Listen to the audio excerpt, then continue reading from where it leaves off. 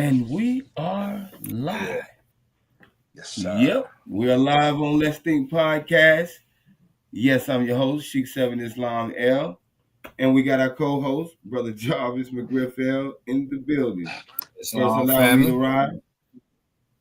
Giving all thanks and perfect praises unto Allah, highest honors to his holy prophet, honors to his forerunner Marcus Mosiah Garvey, honors to the Moorish-Americans Temple of America, honors to all leaders, past, present, and future. Honor to my leadership, Brother L. Portisel, Sheikh M. Portisel. And I give honors to all, and I mean all, who are participating in the uplifting program of fallen humanity. Praise Allah. And we got our brother Sharif Anael-Bey back. Islam, Muslims. I want to do likewise. Yes, rise and giving praise to Allah. Honors to the last prophet in these days, Prophet Dred Scott. Honors to the forerunner and honor of Marcus Mosiah Garvey. Honors to the Moorish-Americans Temple of America and the Moorish-American movement as a whole.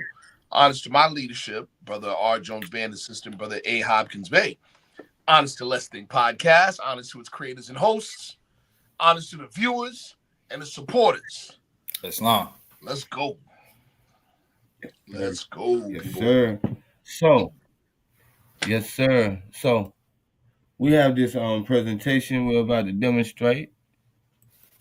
Before we even go there, I just want to say this about this particular presentation. Yes. For me, it's a special one because it really speaks to what we're seeing right now in America, the social political climate, how it can impact us and how it is impacting us. Not just the American citizenry in general, not just our people, but the American citizenry in general. Yes. And it's going to hopefully, prayerfully answer some very, very serious questions and throw light on some very, very serious issues. Okay, so this one is pretty special for me. And more importantly for me, and I think for us, it's going to demonstrate the intelligence and the brilliance and the prophethood of Prophet Noble Dred. Flat out. Now that's good. That yes, flat sir. Out. Flat out. It's going to demonstrate, not just his intelligence. A lot of times intelligence is measured contextually by the present time or the contemporary of the individual. We're talking about his intelligence as it relates to prophethood. The things we're looking at today, man, the things that he said in the 20s, it's literally as if he's speaking to us now. You know what I mean? Like, okay, watch this. I know, because nobody's talked about it, so very few people have taken note of it, but I'm going to say it. Let's take the Nation of Islam, Honorable Elijah Muhammad. Yes. Right? He's represented today, Minister Louis Farrakhan. What's one of the biggest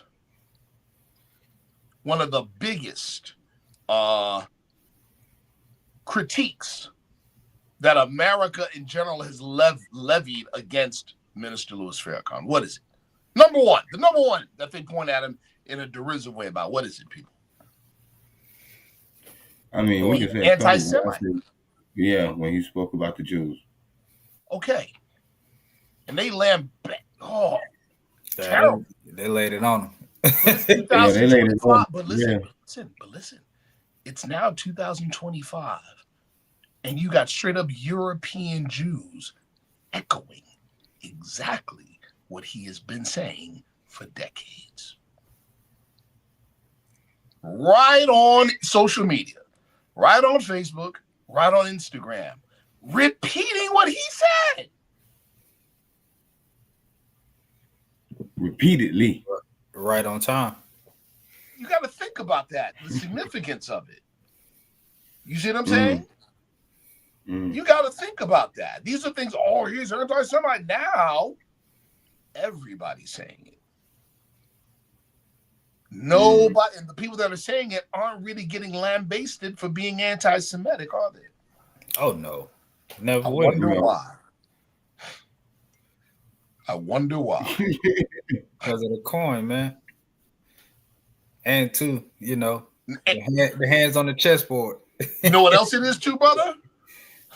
Think about it.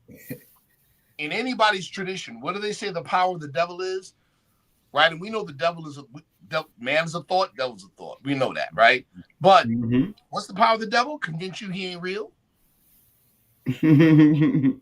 So when the devil pops out with his horns on and his red suit and his pitchfork, you know he's desperate. Oh yeah. See what I'm saying? He's desperate when you say, "Oh, I recognize you," and he's like, "Yeah, so what?" He's desperate. See what I'm saying? Yeah, he's desperate. When he cares less about appearing to have moral high ground, that means time is short. Oh yeah. Oh yeah. Yeah, time is short. And it's prevalent too that the rest of the world is walking away. Y'all deal for a second. Hold on, right quick. Yes. The rest of the world is walking away. The rest of the world, yo, brother, it's walking away. And it's at a high point to what I was looking at earlier. I'm not gonna, get too deep into it, but that a lot of coup d'etats is being enforced in a lot of different countries right now because everybody is walking away. Brother, we're going to definitely touch on it. Oh yeah. On this presentation, we're going to talk about it, brother. Oh yeah. And now we see it as, when the prophet, says that, every nation is, and I'm paraphrasing, but every nation is searching for peace. And it's like consumerism is not the peace anymore.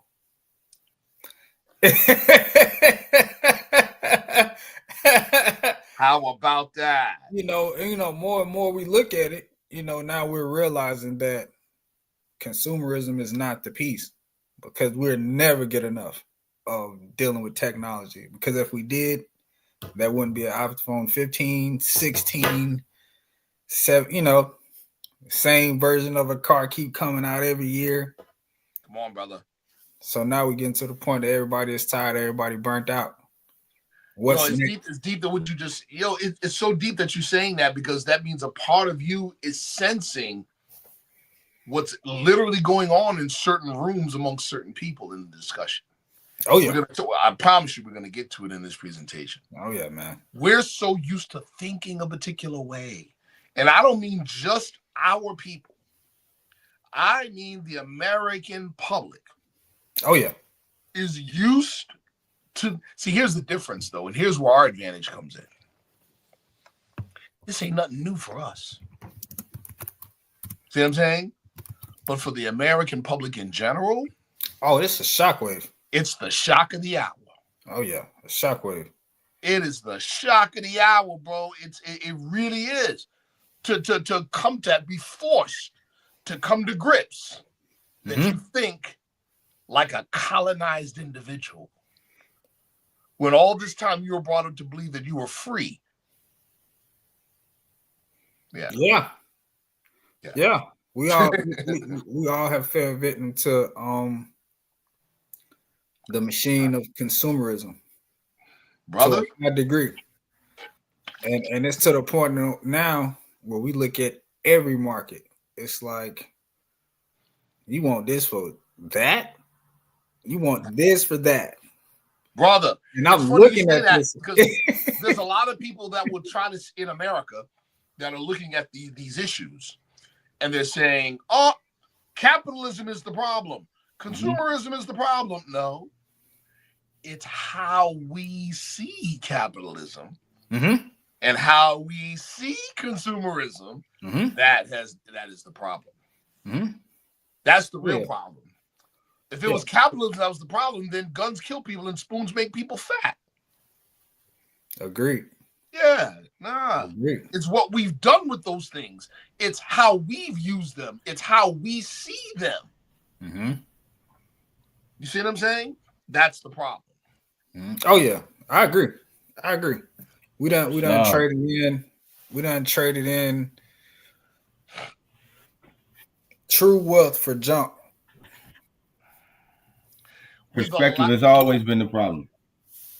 Our prophet said that the wealth of the nation, gold and silver, belong to the people and the people alone. Mm. But see, now watch this. Many of us, because of the way we think, will take that to mean, oh, well, give me mine. That's not quite what it means. What it means is it belongs to you. So if it's in a disarray, whose responsibility? Oh, see. Yeah. We'll manage it. Yeah. Yeah. Yeah. Yeah. You know, we're looking at the results of our own squandering. You know what I'm saying? What happened, Sheik 7? You good? Yeah. Oh yeah, I'm good. I'm just saying, okay, you know, if you don't manage it, they will. Oh yeah. What'd you say? You got it, brother. You got it. If you don't manage it, somebody will. And we see what other people managing will do. Mm-hmm. And before we get started, did y'all see the amount of money that these 3-letter organizations are paying for tete-a-tete? Oh man, brother. They almost at $500 million, brother.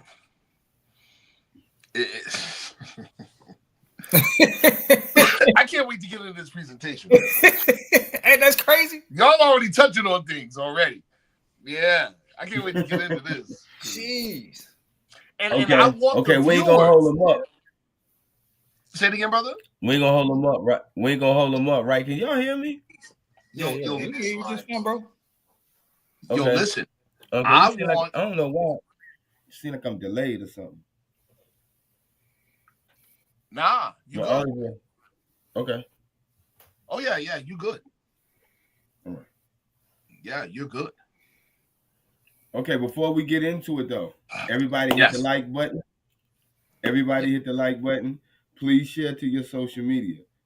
He got one of them ones tonight. So I know we already got 20. We already got 22 people in here. Yes. So your questions, please. Your questions, super chat them throughout the presentation. Yes. We'll take our time to get them as they come. And please, especially this one, people, please take notes of key points. Please. Very important. Yeah, this is one of the ones. Very important. So, I'm ready to get to it. What y'all want? Let's do it, bro. Let's pull it up. Bam. Yes, sir. There you go with them graphs. Go ahead, Brother McGriffith. What you gonna say? I said, ooh.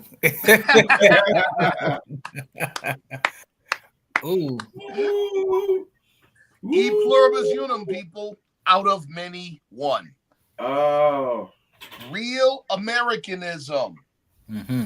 The hyphenated American and America's Advent destiny. This is important. Okay. In certain secret organizations, America is called the magnum opus. Right? Actually. In especially in the social sense, it's the magnum opus, the great work. We're gonna get to that. But you know, on other levels as it relates to the great work, it is an experimental idea. E pluribus unum means out of many one. Meaning what? One nation formed from a people that come from various old world nations. Sound like a little bit of alchemy to me. Brother, that's literally what it is. It's social alchemy, people. It is social alchemy. And alchemy is what? The ancient science of transmutation. Mm-hmm. That's what it is. Of turning something base into something noble. Okay, so we're going to talk about why is this deep? And it's very deep to me and significant to me, real Americanism. This is 2025. If we were to pull up an old high school civics test, probably less than 5% of the American population would pass it. I agree. Now, why is that so significant? Because in the American system of government, the people are the government. Yep. By way of who? Their elected representatives. What kind of government system is that called? A Republican form of government. It has nothing to do with parties, people. Republican form of government means representative government. The people rule by way of their representatives. Mm-hmm. See? We talk about it in the Holy Quran of the Moorish-American system of America. O thou favored son of heaven, whom thy brothers, thy equals, have agreed to raise to sovereign power. That's a Republican form of government, people. That's representative government. See? All right. This is important. If the people rule by way of their elected representatives, yet the people don't know how to access their own employees, i.e., government officials, and that is literally the purpose of civics, and it was taken out of the school system, start to see the quagmire we're in right now?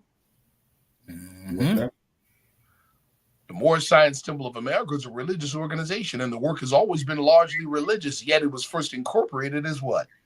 A civic organization. The definition of civics is that part of political science. It's part of political science that treats of the rights, duties, and responsibilities of citizens. What is the mission statement of the organization? Uplift fallen humanity and to teach our people the things that make better citizens out of men and women. Yep. I have to say this at the very onset so you can see the depth, the brilliance, and the intelligence of Prophet Noble Drew Ali and how it relates to this very time right now. We're going to talk about the hyphenated American. Well, what is that? We're going to talk about that and how in history and even in the present time, there's an onslaught against the hyphenated American and why. Okay? And of course, we're going to talk about America's advent destiny. All right, let's go. Next slide.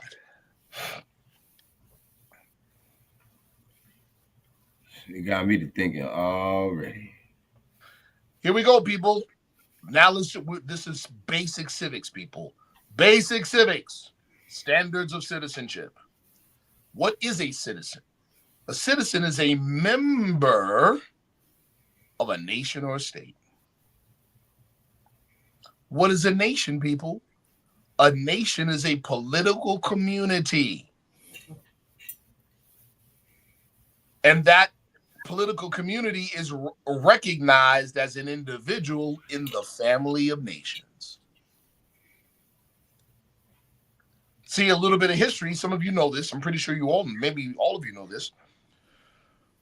What is the biggest significance of the Treaty of Peace and Friendship between the United States and Morocco?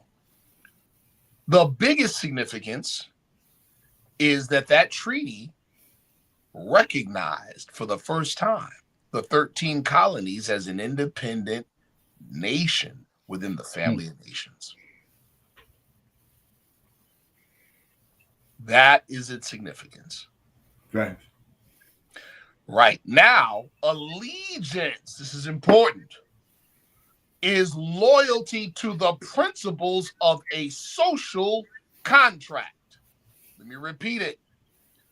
Allegiance is loyalty to the principles of a social contract. And a constitution is a social contract. Notice what I said? It's a social contract. Because we the people. Thank you, brother. Thank you. And it's out of that politics and law come from. You hear me say it many times. Politics trumps the law. Sociology trumps politics. nationality is a sociology term, not a legal term, not a political term. It determines political status. Okay. But it can't have legal implications. Yeah, no, absolutely. A constitution has legal implications, but it itself is a social instrument. Mm-hmm. Yeah. See? Think about immigrants coming in and their last act before they're considered citizens. What do they have to do?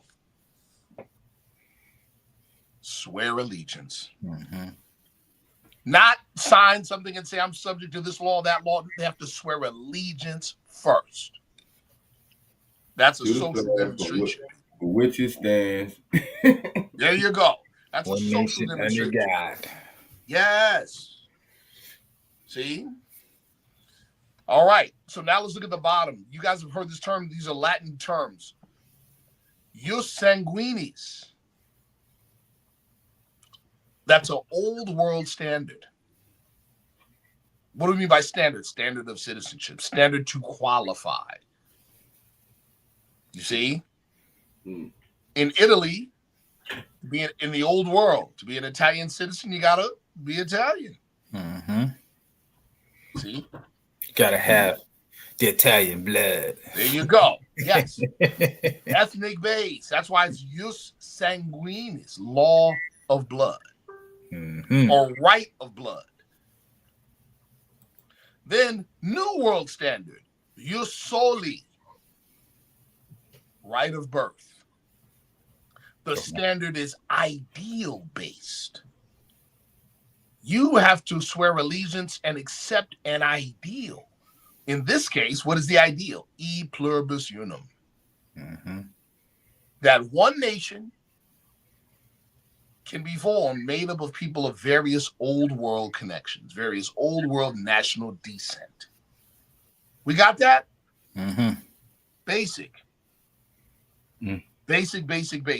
But these are things that people don't know these days. Next slide. Sharif Anael-Bey, Islam. See you in the building. Creator of the boundless universe.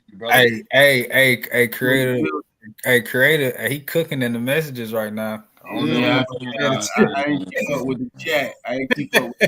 Man. Hey, bro, been cooking for a minute. Yeah, I see you. He always cooking. There's a history. There's a real interesting history with this recent pope. That's another show. But yeah. Let's do that with next. You should. Okay. That's next. Yeah. Hey, yo, Jarvis, bro, you always good with documenting something, bro. Write that down so we don't forget it. Right. Hold on. All right, next slide, people.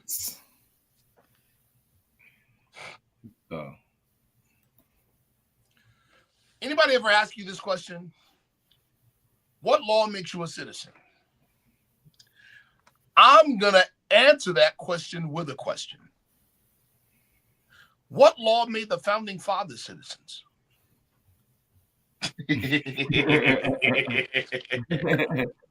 Boom. Don't get tricked out your spot. See? Let's go back to what we said in the previous slide. The prerequisite for citizenship is allegiance. Allegiance. It's social, not legal. Right? If I go visit Brother McGriff-Ill's home, he invites me in. That's an invitation. Anything else would be a kidnapping, wouldn't it? Yeah. That's an invitation. I can accept or not, right? But once I accept, what comes with it? Brother McGriff-Ill's laws. Mm-hmm. Now we have a legal situation. Get it? Mm-hmm. Once I've accepted the social invitation. Free will and accord. See how that works? And like the world would say, when in Rome, do what the Romans do. There you go. What law makes you a citizen? The New World Standard is the acceptance of the ideal e pluribus unum, out of many one. One nation made up of people from various old world nations. So what's the prerequisite, people? To be considered to be recognized as a contributor to American society, we have to know what? Where you came from. Where you from? See how simple that was? Mm. You see how simple that is? Where your grandma stay? Yeah. Yeah. We got to know where you're from. That is why Act 6 of the Divine Constitution and Bylaws of the Moorish-American Civil of America reads the way it does. With us, all members must make where we're from known. Mm-hmm. How do we do it? On a piece of paper? Absolutely not. How do we make it known? Through how we live. Mm-hmm. Living the life. Accordingly. You have to live the life. That is how you make it known. See? With us, all members must proclaim their nationality. That's it. You live the life. Love, truth. That's how big nationality is, people. Community economics is part of nationality. Right. Civic engagement is a part of nationality.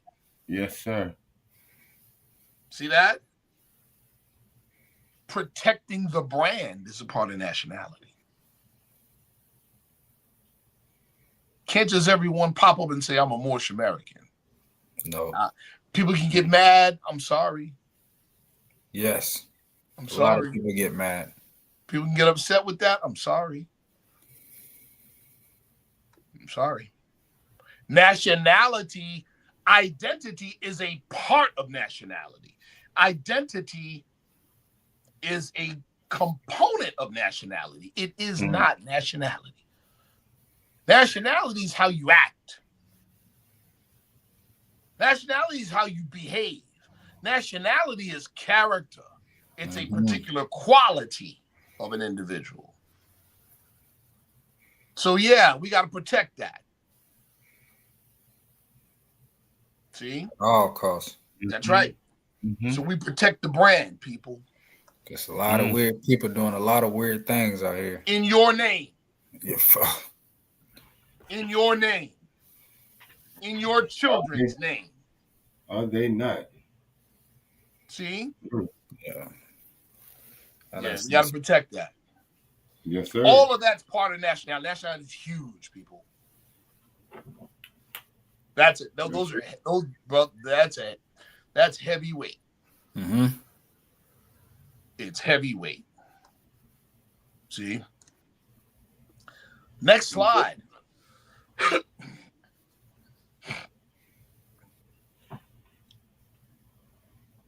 So based on what we just said, what we're talking here is what we call core American values.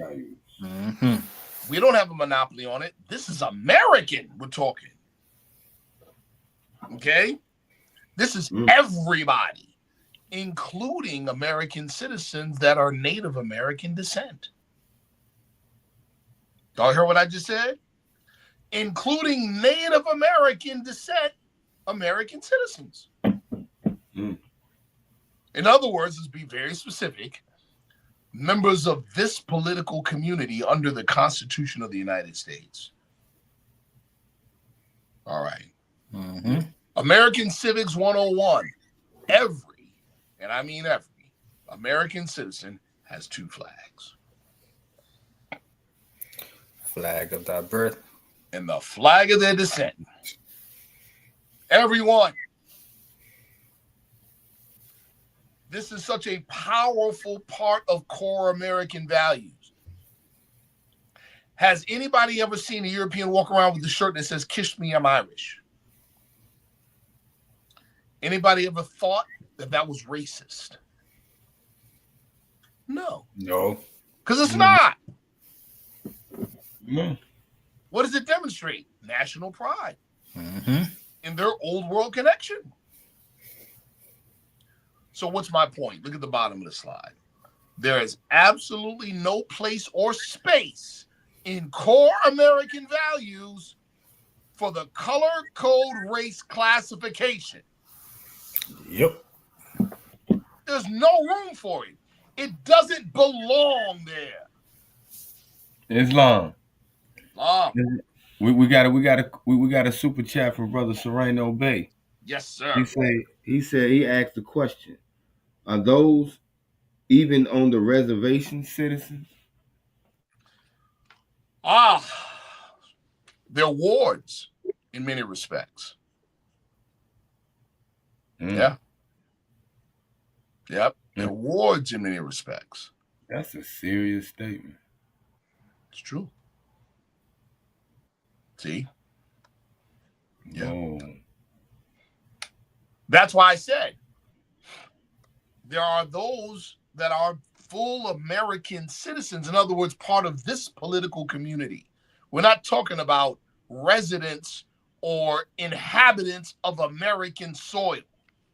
That's inhabitancy, people. That's not citizenship. Don't confuse the two.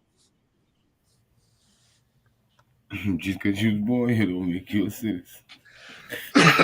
Don't confuse the two. And that is a fact. You got a lot of that happening. People saying, "Oh, I'm American because I'm in Mexico or I'm in Canada." No, we're talking context, people. Context. Are they American inhabitants? Yes. But are they American citizens? It's not Brother Nicholas Bey. For that $7 super chat, Brother Nicholas Bey. He said Islam and Muslims praise Allah in honor to his holy prophets, honor to gratitude. Gratitude to yourself. Beautiful. So, but back on Brother Sharif Anael-Bey's thing, right? Those of our brothers that are Native Americans on reservations, they're outside of state authority, but they're under federal protectorate. See? Yeah. Look up. Brother Sharif Anael-Bey say, look up the word demonym. That's a fact. That's right. Thank you, brother. That's a fact. Look it up. Again, we have to lay the groundwork for people to understand where we're even going in this presentation.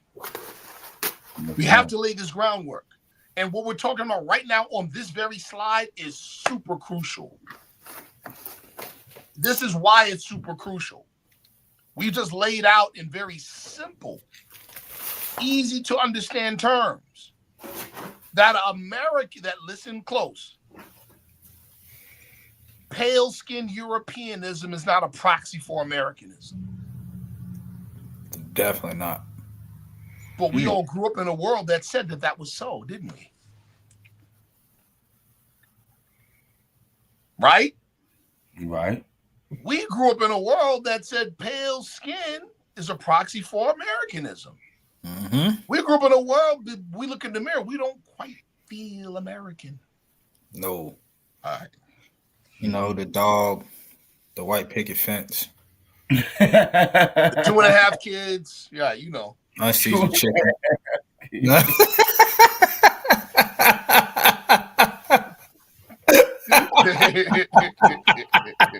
I just had to throw that in there.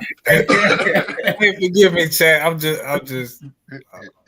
I'm just making light of the situation.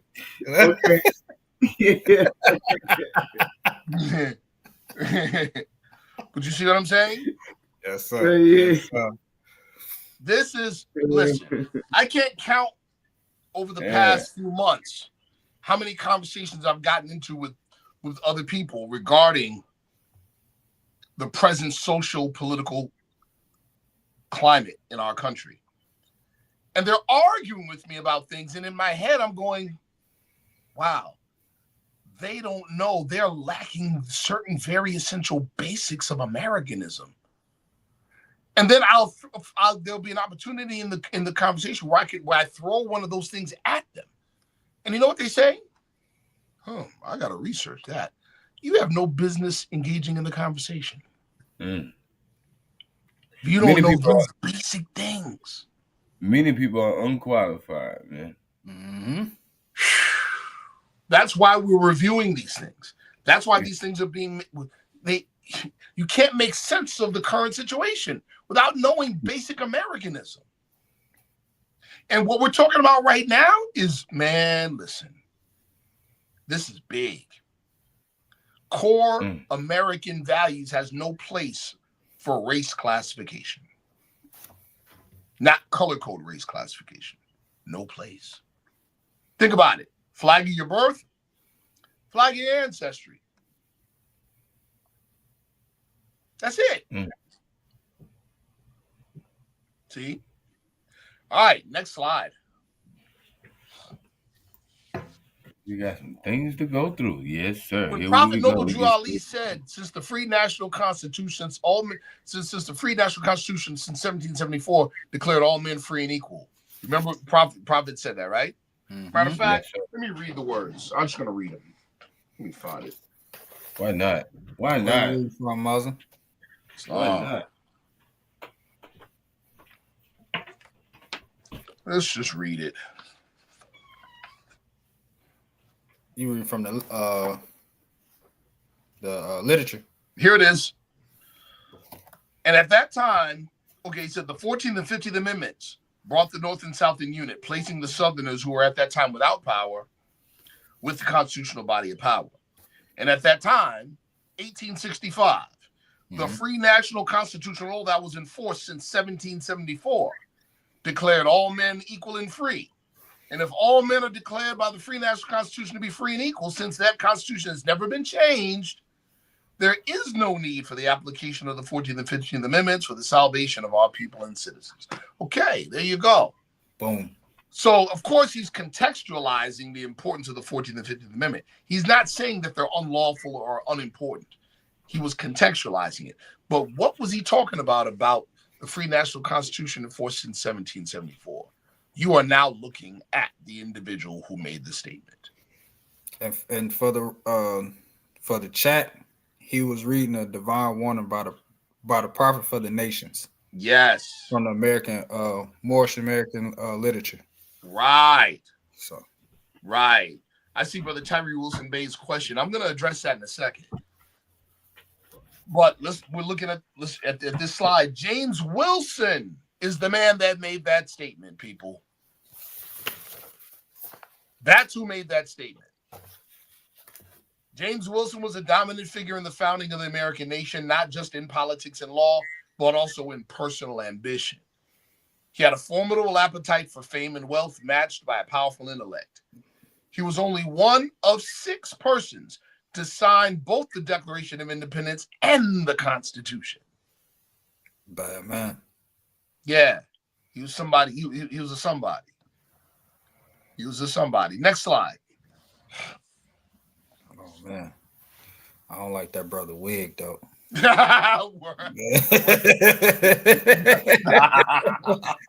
the top off the front. Yeah.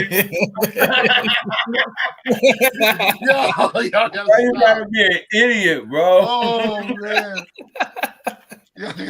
Took too much off the front. Yeah. Too much off the front. Could have kept that bang, you feel me? All right. So in 1774, Wilson revised and published a manuscript.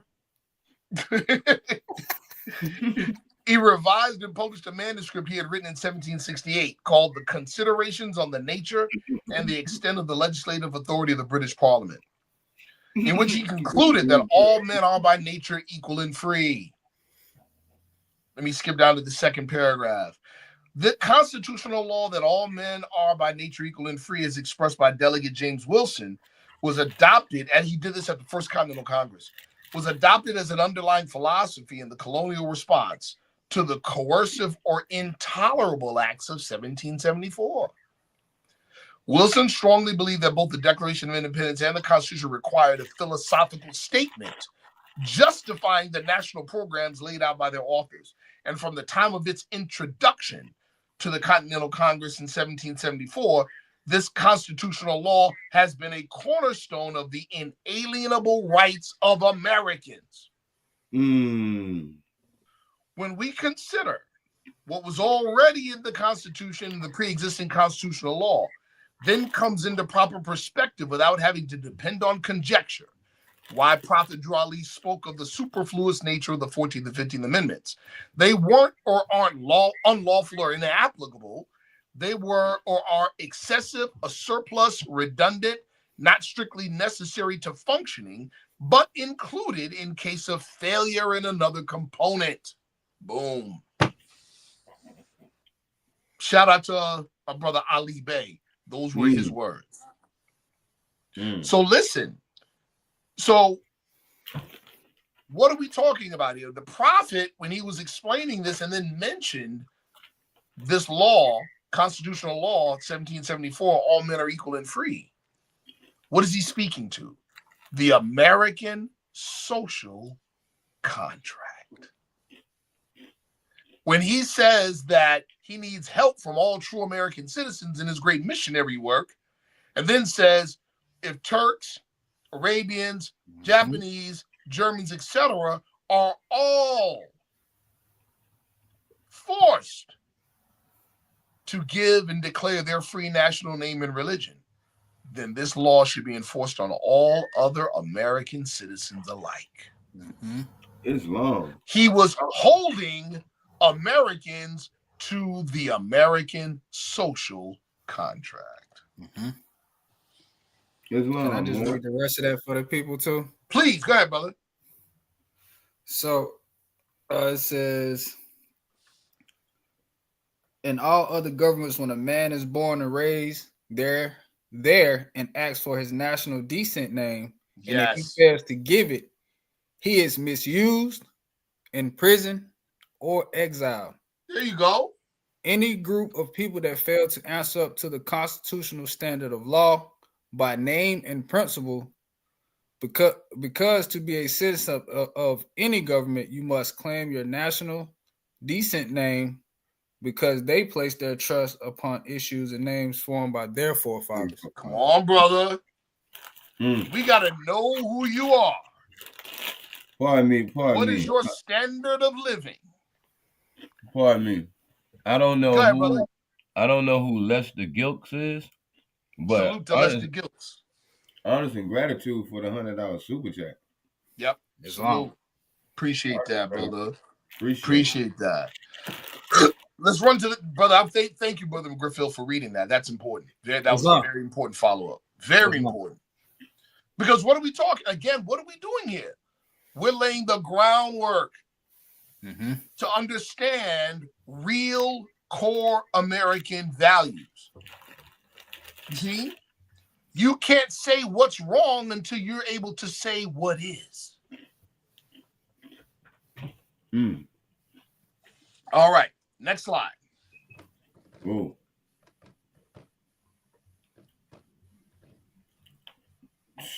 You can't even say what there is. we go. Whoa. All right.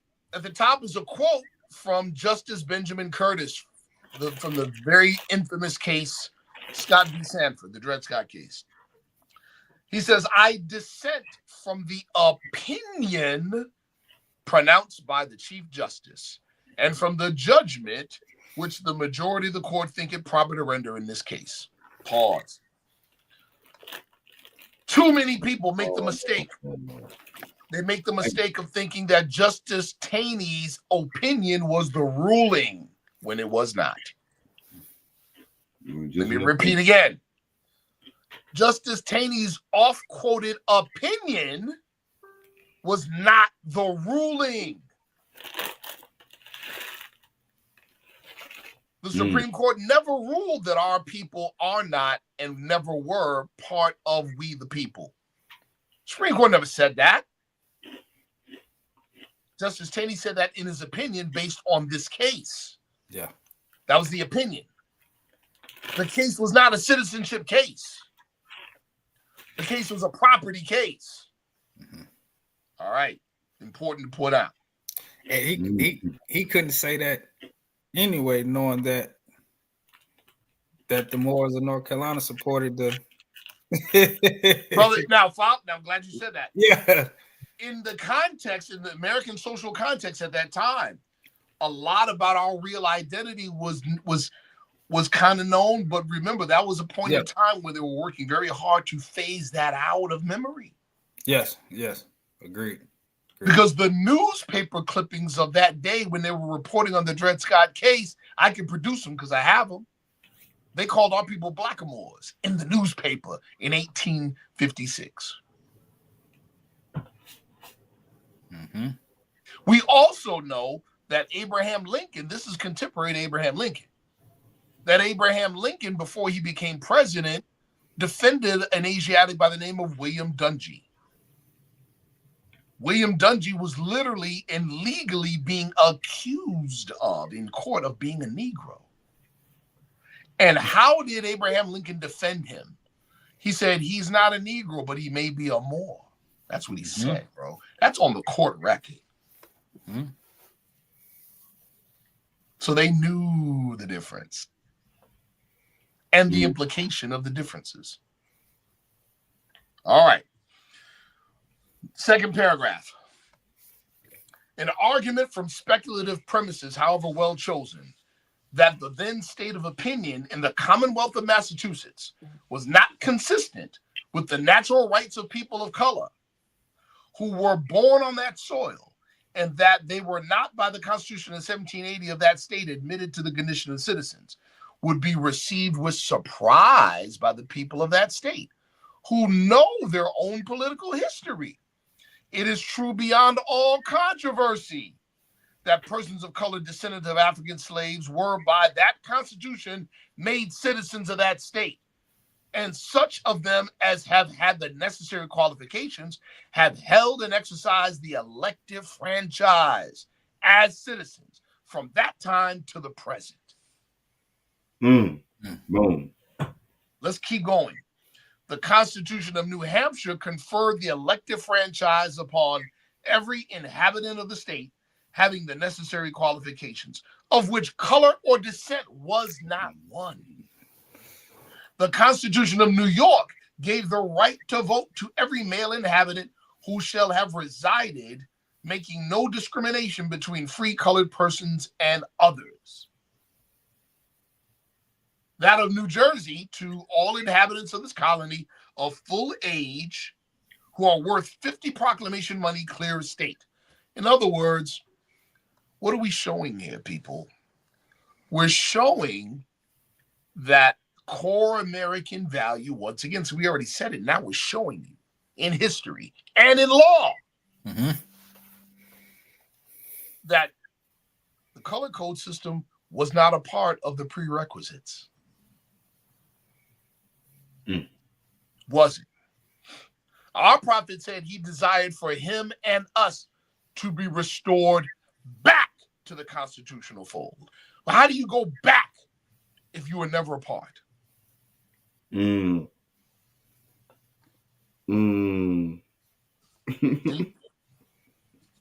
let that one breathe. Yeah. I let that one breathe. That's why I can only say, Yeah. How do you go back if you were never a part of it? Yeah. Whoa. See? Mm-hmm. All right, next slide. On the 25th of June, 1778, the Articles of Confederation being under consideration by the Congress, the delegates from South Carolina moved to amend this fourth article by inserting after the word free and before the word inhabitants, the word white. Hold on, run that back.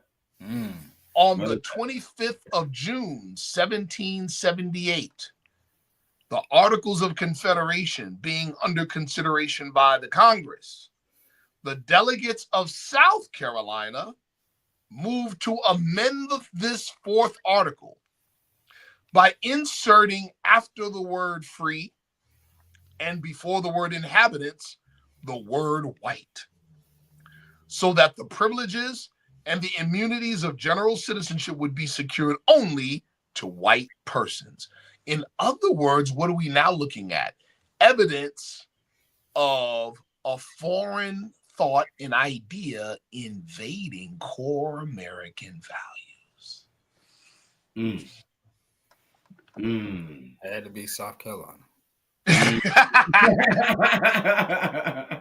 Telling you, boy. I see why they got it out for us so bad, boy. Yo. Say them boys from South Carolina stir up some things. You hear me? Right. Right. Yes. All right, let me continue. 2 states voted for the amendment, 8 states against it, and the vote of 1 state was divided.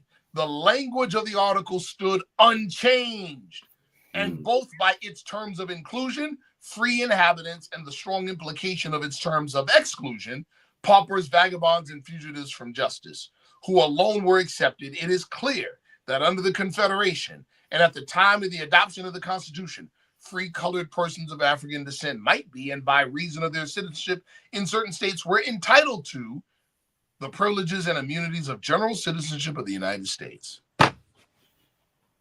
Again, all of this is important because that ain't the social fabric you grew up under, is it? Nope. Mm-mm. You grew up under the false notion that we all came here as slaves and were never citizens until Lincoln freed us. Mm-hmm. See? That's a fact. That's a fact. That's what we grew up under. Mm-hmm. Oh, yeah. We all came off the boat. How y'all got off the boat, gang? Yeah. With a boat. Right. So I can buy it. No, I'm saying? So we grew up, follow me. We grew up, see, okay, like, watch this. Give you an example. But Griffith's going to crack up on this because of his profession. We were taught in high school science that connective tissue stores and releases power. But we were socialized into believing that that does it. Which one won out? The social programming. Yeah. Everybody equates strength with a big bicep. Yep. Ain't that something? And we didn't see, especially you come from the streets, we didn't see the little skinny, scrawny dudes knock out the big heavyweights. Oh, yeah. Done Yep. see David get busy. Yeah. Seen it happen. I done seen David get busy too many times. Say that boy been eating his greens, you know what I mean? Right. We seen it. We seen the little skinny dudes with a lot of connective tissue. Use them like slingshots. Bing, bing. Right? Yeah. Islam. We got a super chat from the Orthodox Moor. Brother Tyree Wilson Bay's question: how does one determine their descent with all of the mixed races nowadays? You deserve your paper. First and foremost, here's where you start. Here's where you start. Recognizing truth from falsehood. So when we say mixed races, what are we talking about? Is there such, if black and white are fictions, and they are, let me say it again. If black and white are fictions, then what are we talking about when we say mixed race? What are we talking about? You see how deep the European programming and psychology is on all of us? Facts. It's deep. Yeah. So you got to start with that first. Okay, what do we mean by mixed races? What do we mean? Because to say somebody's mixed black and white is just like saying somebody's mixed with black and Puerto Rican. Facts. See? It's actually worse. It's actually worse than saying somebody's mixed black and Puerto Rican. It's worse. And the first thing we got to deal with is there's no such, well, we'll leave that right there. You just said it. There's no such thing as either one. Nope. When it comes to the families and nations. Yeah, there's no such thing as either one. There's no such thing as either one. So you got to start with that. Oh, man. And according to chapter 47 in our Holy Quran, too. There you go. According to all true and divine records of the human family, there is no Negro black color attached to the human race. So all these inhabitants of Africa were More are of the human race, descendants of the ancient Canaanites, There you nations go. from the Holy Land of Canaan. That's it, brother. See? Again, you all see the brilliance of Prophet Noble Drew Ali? Yes, sir. Yo, like this is, man, listen. So back on Orthodox more. Thank you for that. We got to start with the truth, people. There's no such thing as black and white people. I don't care how dark. I don't care how pale. Man, I had a European teacher tell me that one day. I was in like 8th grade. He was like, you see this paper? See this paper? This is white. This is black. Put that to your skin. Come on. Put this to my skin. Am I white? There we go. There you go. There you go. Simple as that. This is, man. We're going to talk about it in more detail in this presentation, but the fact of the matter is this. We came up in a world, we came up in an American society that's been hijacked by the color code system. The color, so deeply that we believe the color code system is the basis of Americanism. That's why it was so important to go over what true Americanism is. If I could just get you to think. You could save yourselves. See? And the coming back out that mode. Yes, sir. People would say that you know the whole racial is social construct thing. Then they really have to explain why the Italians hated the Irish so much when they all came off the boat at different times. Brother. Because if social construct is based off that, then why they battle so hard? You know, the color code system is bad sociology. Yeah, that's what it is. It's bad sociology. It's faulty sociology. See? And the way to beat it is to not play the game. Yep. Don't even opt in. Don't even opt in. Right. Don't opt in. Don't opt in. So Orthodox more, once we start with that, well, let's drop the energy out of this whole black and white thing. Because what is it? The black and white thing is a caste system. It's not genetics. It's bad sociology. Okay? It's bad sociology. So one of them is here. One of them is here. I was just watching this video where this conversation is becoming more and more prevalent, and it should. And this pale European was saying, yeah, my people became white. I'm of Irish national descent. There was a time, this is what this European said, this pale European. He said there was a time when it was said that the lowest people in American society were the Negroes, the black people, the blacks, he said.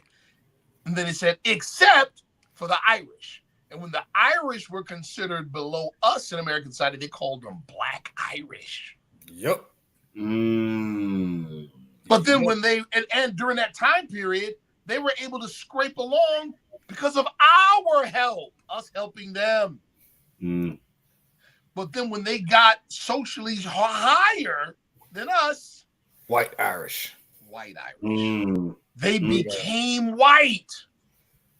That's interesting that this is coming full circle because I literally just watched a small doc series on that. Ain't that something? Ain't that something? See? This is, man. So the color code system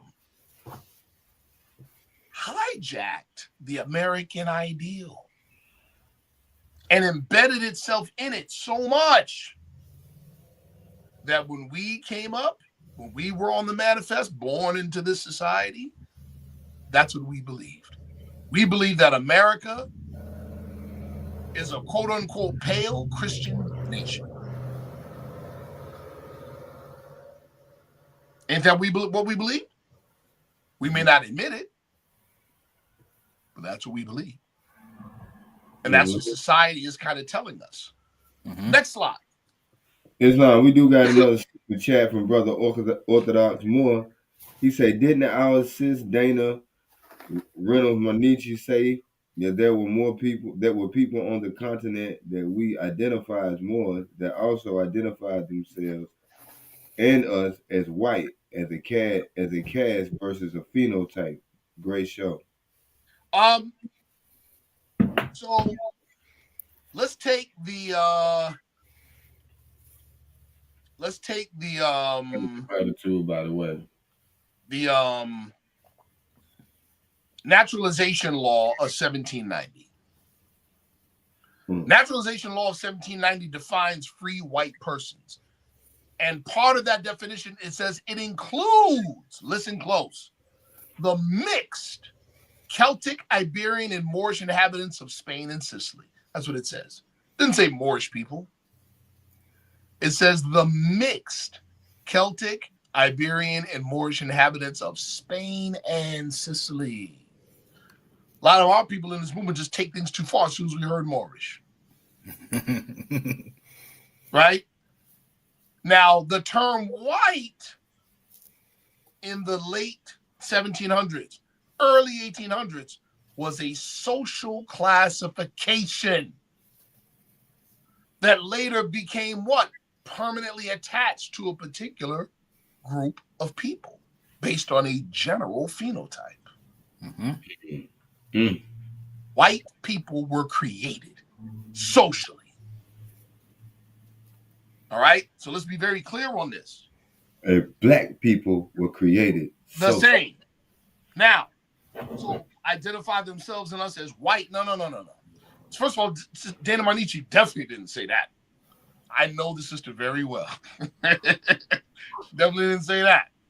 She does recognize the difference between ethnology and sociology.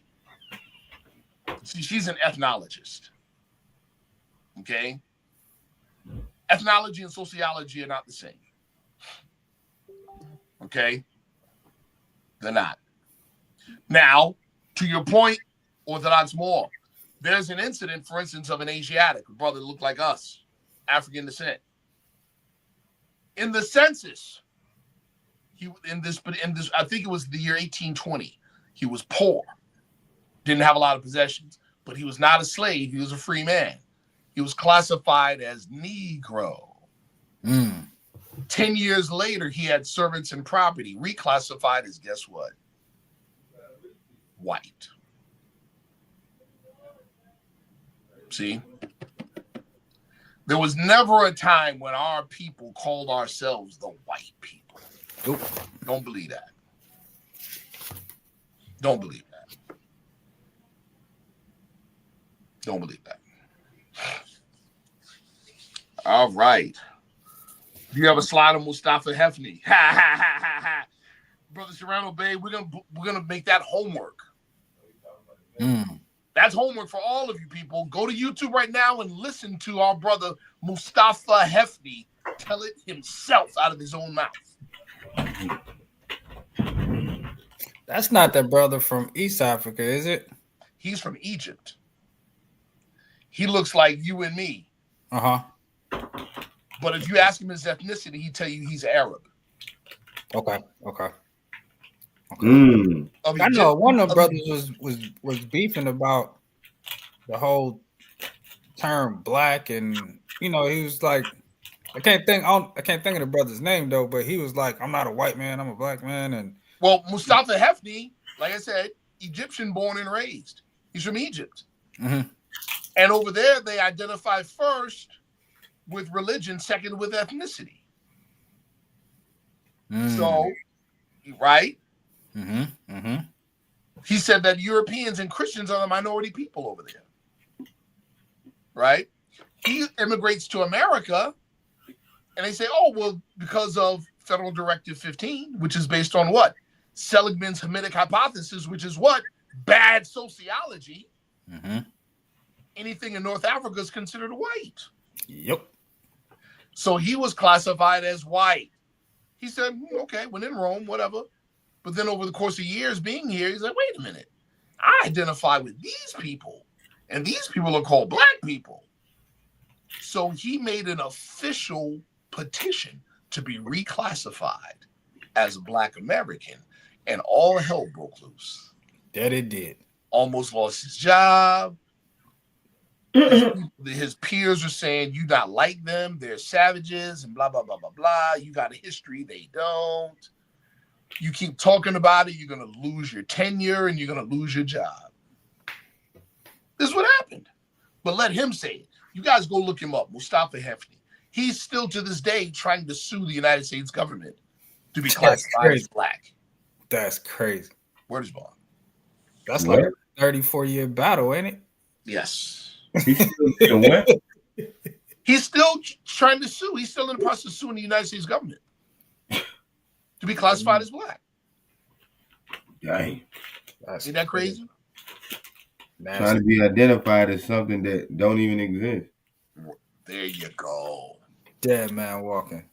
Isn't that something? Woo! It's something. Woo! Dead man.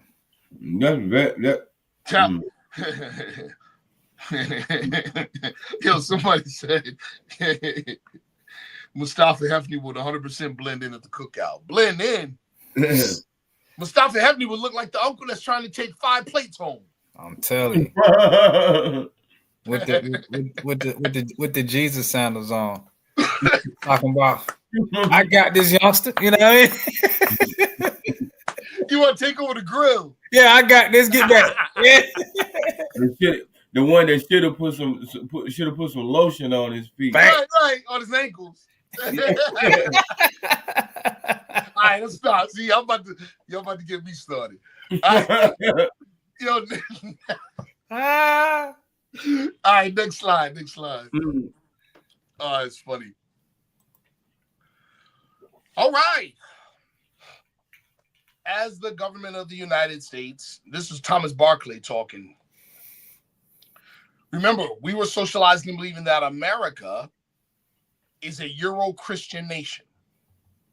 And you got politicians and key people in government today openly saying this.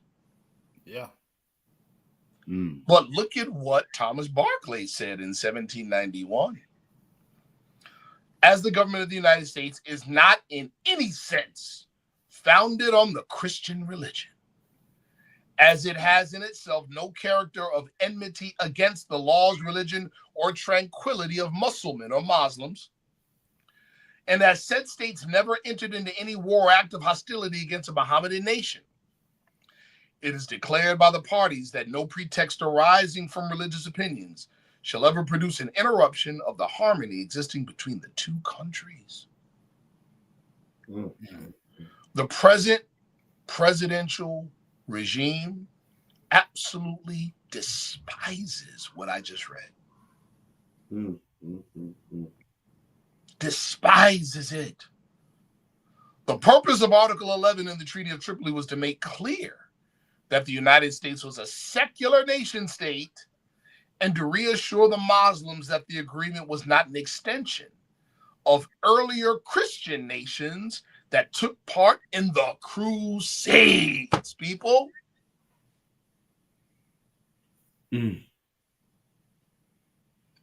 See, now we're getting into certain areas of world history that directly impact on core American values. Yes, sir. See, our brother Sheikh 7 can plainly tell you why one of the main motivations behind the United States and the founding fathers adamantly saying we are not a Christian nation and we do not respect any particular religion. You know why. I know exactly why. That was all part of the big, great experiment, too.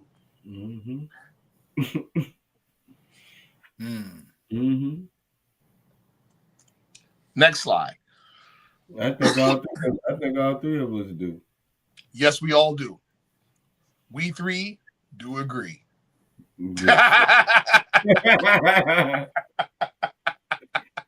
That we do. Yes, Lord. The foundation of the doctrine of discovery, what we're looking at now when you say doctrine of discovery, people, is what subverted the true American ideal. That's what did it. This is what did it, people. Screenshot. Right. Yes, please. Take a picture. Boom, yeah. These papal bulls, in other words, Roman Catholic orders from the Pope, became the foundation for the doctrine of discovery, the official justification for the global African slave trade of the 15th and 16th centuries, the age of imperialism or manifest destiny, and the social construct and caste system of the color code system of race classification, which peaked in development and use where? Here in America. Only in America. Right. Yeah. These four papal bulls form the foundation of doctrine of discovery. See, nowadays, when you hear about doctrine of discovery, you hear a lot about what happened to the Native Americans. Mm-hmm. Very few people know that doctrine of discovery began with the Crusades against us. Facts. That's how it began. The first of these papal bulls was in 1442. Ilias Quae Pro Divini. It was authorized as a special crusade against the Moors. It authorized the Portuguese military order called the Order of Christ to begin raids on the west coast of Africa. It promised the abolition of sins for every Moor captured and sold into slavery. It initiated the ideology that African enslavement by Europeans was a continuation of the Crusades and thus approved by God himself. God wants it. God wills it. That's right. Deus vult. Or how they would also teach during the Crusades, Christian bishops, to kill an infidel is not murder, it's the path to heaven. Wow. That was taught. Wow. All right. The next one, Dum Diversus, 1452, Nicholas V, Pope Nicholas V. It authorized Alfonso V of Portugal to reduce. Now, this one is super deep. Yes. Yes. It authorized Portugal to reduce any Moors or subjects of the Moroccan Empire or non-Christians to perpetual servitude. In other words, it removed your national character. Mm-hmm. Think about what was said in ancient Egypt in the Bible about the Hebrews. Come, let us cut them off from being a nation. And that it did happen. That's it. That was definitely greater. did. Listen, people, that was greater, according to our prophet, than enslavement itself. Mm. Because slavery was all over the world during this time. Mm-hmm. But people went into slavery themselves and came out themselves. Yep. We went into slavery as kittens and came out biscuits. Hard biscuits at that. Straight like that. Hockey pucks? No. No flakiness, no nothing. Hockey puck, B. Hurting somebody. That's right. Oh, See what I'm saying? Shows violence. Right? The erasure of our national character. Guess what that means? That means no nation's coming to help you. Nope. Mm. No one's claiming you. Right. Mm. Next one, Romanus Pontifex. Extended to the Christian nations of Europe dominion over quote-unquote discovered Moorish territories during the Age of Discovery. Now you know the real reason why the status quo insists that Columbus discovered something. Because it was called the Age of Discovery for the church. Mm-hmm. Ooh, look at that castle. Yes. Put my name on it. Exactly. Yeah. Yeah. Yeah. I'd like to live there. Exactly. Guess what? Now we do. No, I'm saying. Right. It encouraged enslavement of native. Of what? Right. It encouraged enslavement of native and non-Christian peoples in Africa and America, all done as a continued persecution of the Crusades against the Moors. And then Inter Caetera. It confirmed Romanus Pontifex and granted the Order of Christ spiritual authority, over all former Moorish lands acquired or to be acquired. Ain't that something? Whoa. This, people, is the thought that invaded core American values and subverted it. Good. Next slide. For sure. These are the Christian values that they speak of. Yes. Yeah. Whoa. Brother McGriffith, say that again, please. These are the Christian values that they speak of. Don't be fooled. Please don't be fooled. Please don't be fooled. Don't be fooled. When Richard Spencer was talking to our brother, it'll come to me. It'll come to me. When he was saying he's a cultural Christian. Yeah, I can't remember. In the interview. Yes. Yeah. I think I know what you're talking about. They went at the table, were they? Yes. Bingo. Okay. Yeah.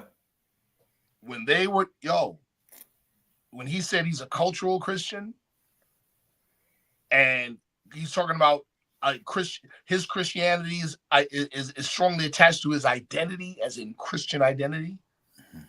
There you go. It's those are what they mean by Christian ideals, people. Straight All right, Pope Eugene IV, the first papal bull we mentioned, right? This is the start of the African transatlantic slave trade, people. It was a crusade against the Moors. So now it wasn't Moors enslaving European or enslaving other Africans. It wasn't Moors in cahoots with other Europeans to enslave other Africans. It was the Moors that were being enslaved, you and I. Facts. Factual. That's it. Welcome to the Tea Party, you guys. Yeah, exactly. That's it. All right, next slide. Now we start to get into things start to get interesting.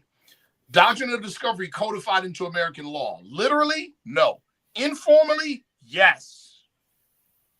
Incorporated informally into American law, specifically via this case, people, Johnson v. McIntosh in 1823. What it did was effectively legitimized European colonial claims to land based on the Roman Catholic principle of what? Discovery. This is where it starts to get touchy. This doctrine, rooted in the papal bulls from the 15th century, granted Christian nations and powers the right to claim lands inhabited by non-Christians. Pause. What in the world is the United States, which is a secular nation, doing informally adopting the legitimacy of European colonial claims that were based on Roman Catholic orders? Yikes. Great question. Yikes. This is where things start to get dicey. And I got a question to that too. Go ahead. Since this is on the books and we know this, yes, can that be reversed? It can be contested easily. Okay.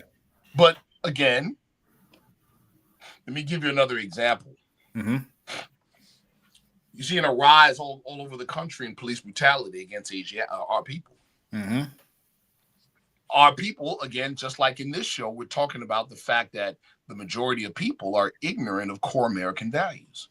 The majority of people are ignorant of black letter law as it relates to police use of force continuum. Let's take New York State. You see a cop trying to arrest somebody and they're trying to get the cuffs on, they start punching him in the face. Closed fist, punching him. Everybody's saying police brutality, and nothing ever happens, and they don't understand why. You know why? Nobody ever takes the time to read the police contract in the state capitol and read where it calls it tactical strikes, of which closed fist striking is a part of. It's literally written in the law. Nobody does that. Because if you did that, now you know what to address. You address the contract with the state. Bingo. Yeah. And the result and the strategy is what? Legislative. You get a critical amount of ill-affected voters. Mm-hmm. You draft up an amendment and you push it through your state representative, or else, as a famous rapper once said, you won't be around next year. You won't be around next year. That's how it works. But now I'll say this. If you decide to do that, you will see the horns come out. Oh, yeah. Oh, yeah, you got smoke then. You got smoke. When there's smoke, there's You fire. will find out why police unions are stronger than police chiefs. Yep. Mm-hmm. You will quickly find out. Mm-hmm. So it ain't for the faint of heart. Because it's socially driven. People talk tough. We'll see how tough you are. If you really want to address the problem, let's see. Mm-hmm. This is similar. You go after Johnson v. McIntosh. Yeah, what are you actually going at? Understand what you're going after. What are you going after if you go after Johnson v. McIntosh? You're going after the right, or lack thereof, of every descent of European Christians on this land. Mm-hmm. Mm-hmm. All right. That's a very large uphill battle. And as we're going to see, for the faint at heart, we're going to see, it's not even needed. We're going to see. We're going to see. But you see where this starts to get touchy. Yeah. Yes. Oh, yeah. Yeah.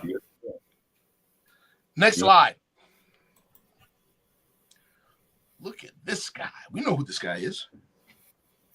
The Baba Yaga, all Baba Yagas.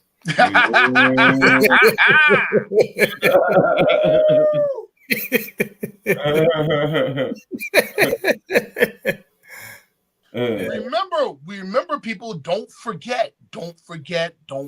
We've already gone over core American values. So you know what is Americanism and what Americanism is not. Mm-hmm. Is Americanism Christian-based? Have you ever seen that guy in a field? Yes, you have. Yes, you have. But listen, Americanism is not Christian-based.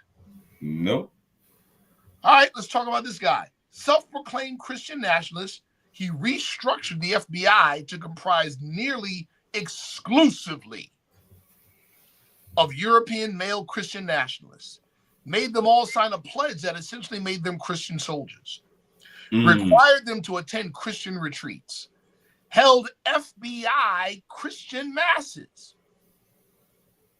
partnered with Billy Graham and Christianity Today newsletter. In other words, they literally wrote sermons that they had disseminated to ministers throughout the country. Oh. You hear this? Yes, I hear it. Yes, and of course, we already know what J. Edgar Hoover is infamous for as it relates to us. The statement of what? Prevent the rise of a what? Black Messiah. Mind you, this is a Christian. He knows full well what Messiah means. Mm-hmm. Mm-hmm. This man was instrumental in growing and solidifying Christian nationalism within the higher levels of government and American society. But wait a minute, again, Christianity is not a part of Americanism.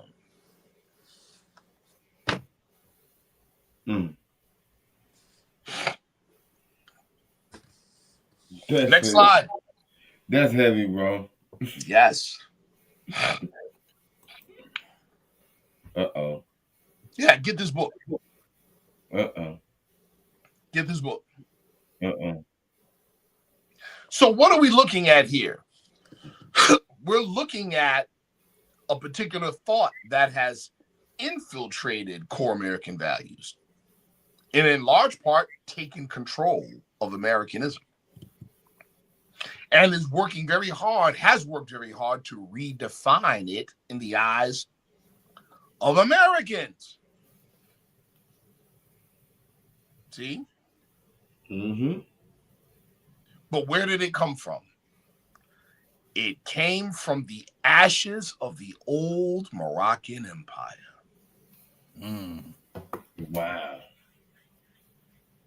It came from the success of the Reconquista. So when you look at it from that perspective, look at the far right of the slide where it says parallels.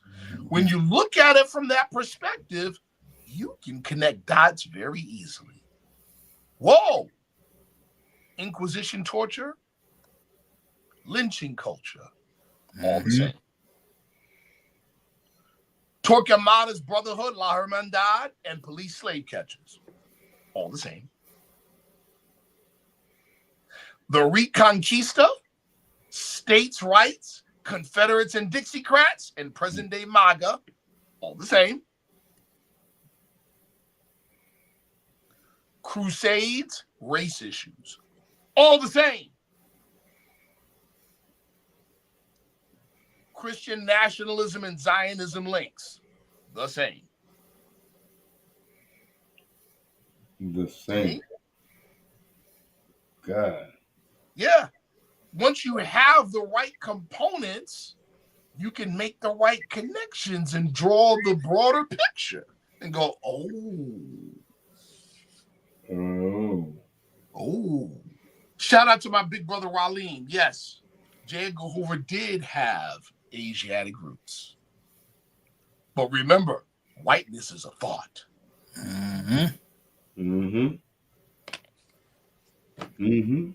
See? Yep. Whiteness is a thought. Oh yeah, that's who it was on the Roland Martin show where Richard Spencer was on. That's right. Thank you for the Raphael. Shout out to Raphael. Hey, man, I watched that, man. And Roland still is looking like a deer in headlights. Like he didn't even understand what my man was. He didn't understand where it was going because Roland Martin didn't know what we're talking about. I said he didn't know what we're talking about right now. I say, man, this brother's so caught on being included into the whole Christian values that this man literally just told you we're not the same. And I'm telling you, we're not. I'm telling you, we're not the same. What do you mean we're not the same? We won't believe in Jesus Christ? No. Matter of fact, you remember the brother during that conversation. He thought he had Richard Spencer cornered. He goes, yes, I'm a man. I'm a Christian. Are you a Christian? He thought he had him cornered. Richard Spencer said, I guess. He goes, well, what do you mean you guess? Either you're a Christian or you're not a Christian. Either you're a Christian or you're not. He goes, yeah, well, I'm a cultural. He said, well, what is that? What is a cultural Christian? And then Richard Spencer tried to explain, well, I'm a Christian in the sense that I believe that Christianity speaks to my identity. Roland Martin still thought he had him on the ropes, right? And so Roland Martin starts to go in a little bit like, yeah, well, under Christianity. Oh, then Richard Spencer said this. Roland Martin was talking about, no, have you accepted Jesus as your savior? He was like, I guess I did at one point. Like that. Roland Martin's looking at him crazy.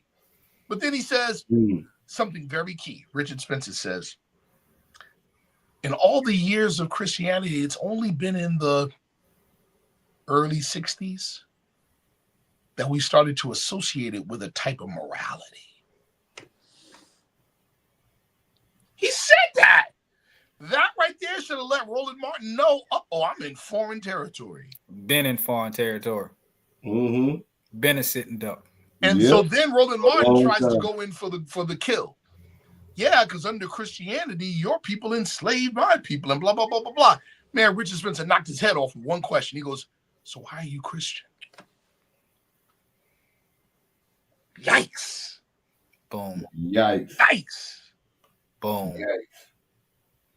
Why? Knocked his head off. If this has been the issue for so long. Ain't that something?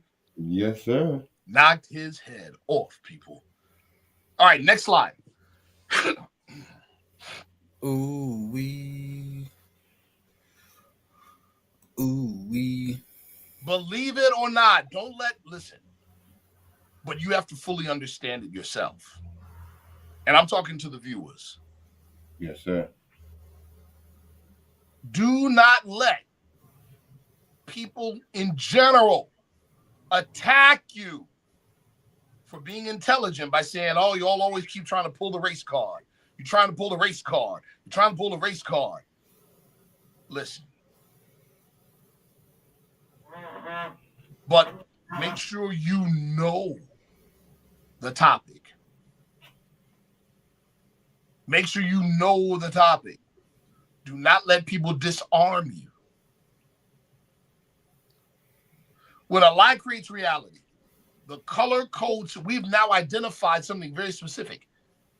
The color code system of race classification is what hijacked true Americanism. Flat out. That is the number one social issue we are facing today in America. Nobody can deny it. No one can deny it. Everybody looking for peace. Every nation. Every nation is looking for peace. But there's only one true and divine way that peace may be obtained. And that is through love, truth, peace, freedom, and justice taught universally. See? The color code caste system of race, according to science, is a lie and a myth. Number two, the investment in, but here's the kicker, the investment of the public in the lie creates the reality of racism and white supremacy. The preaching and the support of the system by its agents ensures its survival and also protects the privileged position of the caste system. Predetermined social qualities are attached to the racial classifications, which automatically label the individual carrying the racial designation. In other words, in society, a good black person is always the exception, and a bad white person is always the exception. Facts. The color code system of race is invisible to the privileged position in the system. Facts. The privileged position is considered the norm, while everything else is considered other than normal. They done a study on that with children. Yes. On the table. Yes. And every last one of the teachers looked at that Asiatic boy like he was the problem.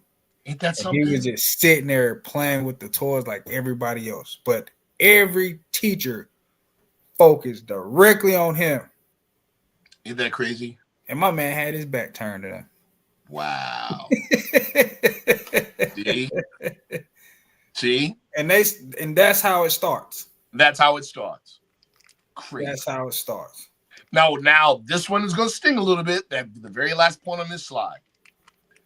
It represents a position of power, listen close, where the power holder defines the categories. So we can redefine blackness all we want. Yep. It only means something when we're singing in the shower. Yep. See? Only way to win? Not play the game. Next slide, brother. And as we see, a lot of people don't want to play the game no more. We start, brother. Okay, remember what you said about, that particular case? Yeah. You don't got to even address it, bro. Way too many people have now realized there's too much water in the milk. Yep. See? Way too many people. The jig is up for the color code system. It's run its course. It's run its course. It has. It is unsustainable. It's unsustainable. I mean, now we see. Now we see in today's society how the system, like you say, has become so chaotic. Because now you got people want to be birds, cats. But hold on. But now here's what's so deep about that, brother. These people don't have real and divine guidance. But something in them is telling them that something is terribly wrong with identity and the criteria for identity. How about that? For real. Something's telling them, oh, wait a minute. This identity thing, I don't know. In other words, there's something in them that's directing them in the right direction. See? I agree. Yeah. Look at ADOS, FBA, BIPOC. We don't agree with the direction they're going, but we honor them for recognizing the fact that identity is the issue. Yeah. See? Right. Even they're realizing, wait a minute. Oh, you got a question in the chat. He say, well, somebody just joined in and said too much water in the milk. Oh, yeah, too much water in the milk.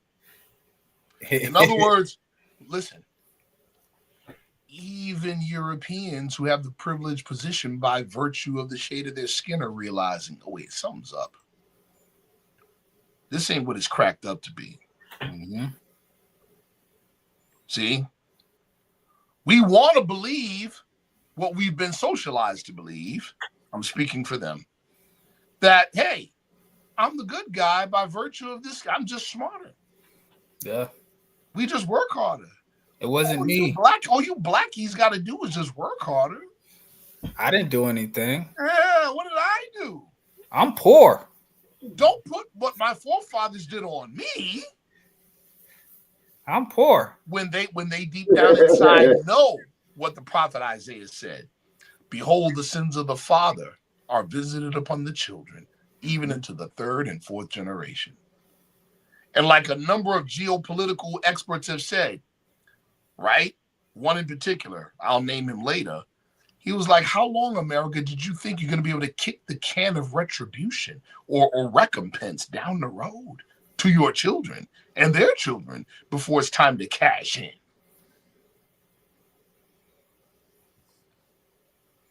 Yeah, now it's time to cash in. You can't avoid it. And the world is looking. Yes. Can't avoid it. Yeah. See? Oh, next slide, brother man. Yeah, more a lot of my peers are sick right now. Yes. For real. Because they just don't understand. Right. It's not me. I didn't do it. Right. You benefited from it. Now you gotta catch the effects of it. Come on, man. You standing next to the guy that robbed the gas store and you run away with him. Oh, yeah. He gets caught. You're called the accessory. You are the co-defendant. Mm-hmm. Now that goes. Okay, we've gone over this before, but let's go over it again. United States Office of Management and Budget, Federal Directive 15, Race and Ethnic Standards for Federal Statistics. Look at the definition for black and look at the definition for white. Real simple. Real simple. Black person having origins in any of the black racial groups of Africa. That is a non-definition, people. You use the word you're defining in the definition. We all learned that in grade school. You can't do that. You get an F for that. White, a person having origins in any of the original peoples of Europe, North Africa, and the Middle East. You mean our Sudanese brothers who are darker than any of us on here? Yep. He's a white man.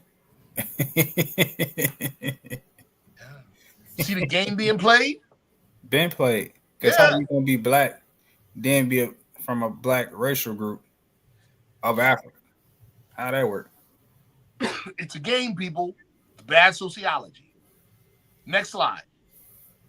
And we've been accepting it for years. That's the crazy part. Like nobody what did our prophet tell us? See, you just said a mouthful. Question 69 on our questionnaire. What people represent the lower self? Those who were cast out of the holy city and accepted their teaching. Those who accepted their teaching. And we accepted it. We accepted it. Still do. Yeah. To a high degree. Yeah, still do. Yeah. Still do. Where's our brother? Right here. Okay, yes, sir. Give me that next slide, brother man. Yes, sir. Here we go, people.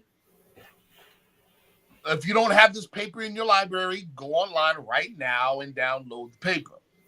It's called The Iberian Roots of American Racist Thought. Some of this stuff you guys have rocked with us before. You've seen this before. That means do it. Read the paper.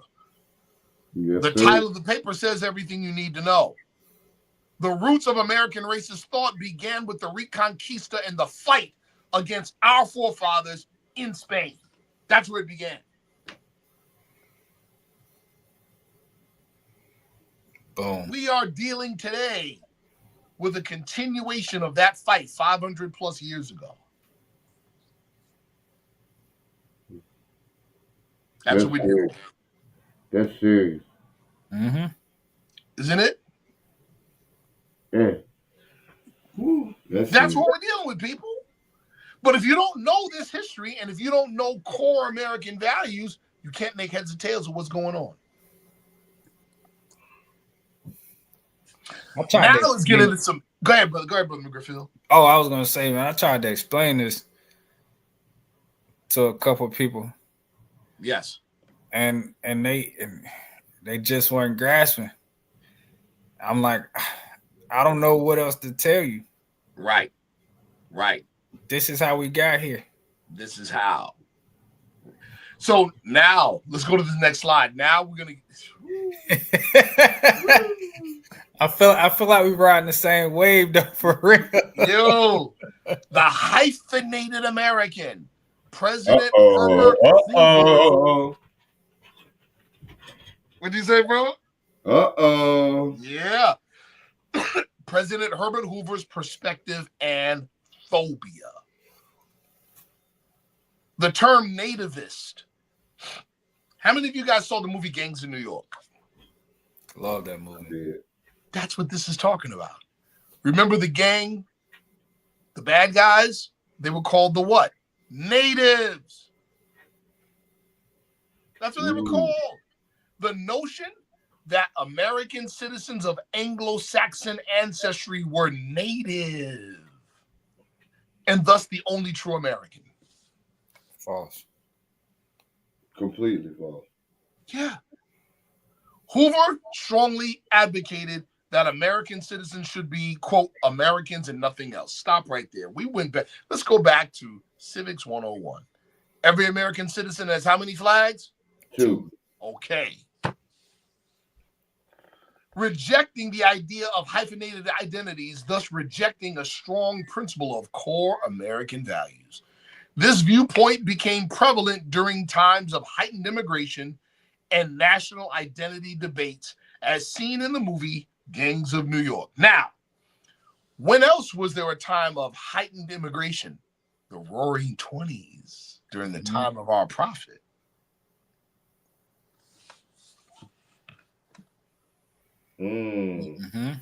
His idea of assimilation into American culture was to adopt the idea that whiteness is a proxy for Americanism.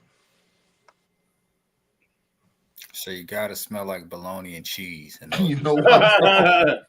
You know what?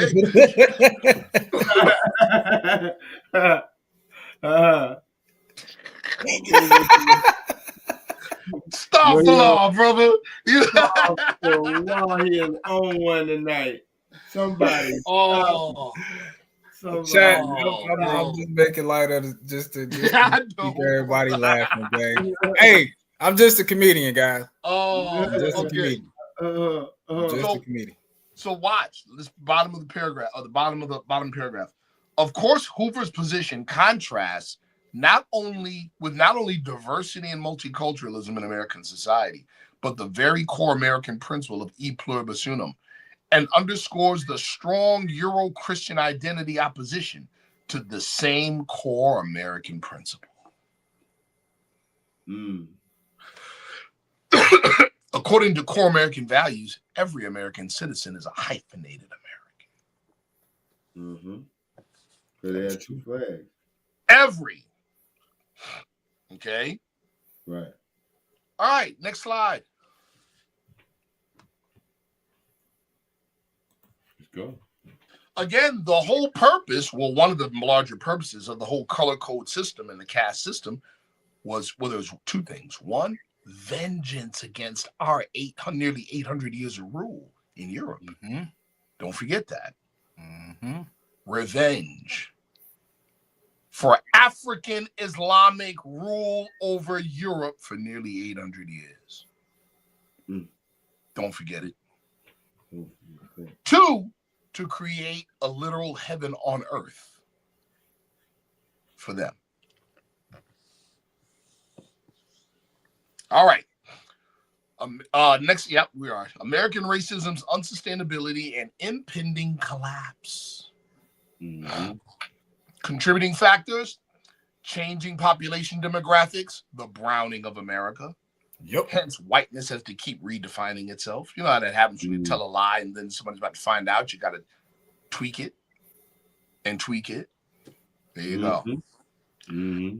New emerging identity guidelines, gender and racial nonconformity, new African American identifiers, FBA, ADOS, BIPOC, etc. Economic crises bred from racial inequalities. We're going to touch on this in detail. Financially failing urban centers from redlining. They become blights and they become what's the word I'm looking for? They become liabilities on every municipality. Concentrated poverty, again, a liability. GDP adversely affected by racial wealth gap. Let's stop right there. Look over to the far right. McKinsey & Company estimated in a recent report that by closing the racial wealth gap created by systemic racism, the United States GDP could be 4 to 6% higher by 2028. In nominal dollars, what that means, it means consumption and investment would cost the U.S. economy between $1 trillion and $1.5 trillion between 2019 and 2028. That's roughly $2,900 to $4,300 in GDP per capita. Effectively, racism is costing white Americans $2,900 to $4,300 for every man, woman, and child per year. By missing out on 4.6% growth, European people are robbing themselves of a lot of money, job opportunities, promotion, and an even higher standard of living than they have today. Whoa. You hear that? Whoa. American society at large has determined that the freedom and liberty of calling you the N-word is worth them paying $2,900 to $4,300 extra per year per man, woman, and child. That's vicious. Man, that's vicious work. That's vicious work right there, brother. Good God. Ain't that nasty work? That's nasty. Nasty. Work right Nasty. Yeah. There. That's dumpster juice right there, bro. Yeah. That's They nasty willing work. to pay for it. Right. That's Crazy. They're like, yeah, of course we're voting against our interests, as long as we get to call you the N-word. Of course we're voting against our interests, as long as we get to at least think that we're better than you. Oh, yeah. Oh, yeah. As long as we get to blame crime rates on you. Right. I ain't even committed a crime, though. As long, okay. Oh, yeah. Yes, I can speak about it. Because a lot Now of my kids haven't. Yeah. So what are we looking at here? Just on those, we're not even talking about every factor, but those alone. It's the end for white supremacy in America. Let me say it again. It's over. Show's over. It's over. Show's over. Don't over. think that when you see MAGA jumping up and down or whatever, that's a victory lap. Mm-mm. That's desperation. They know. What they say in Vietnam, this is not your daddy's war. It's not, brother. Oh, man. For real. That was the statement in. For real. Not your daddy's war. Now let's talk about some real stuff. Next slide.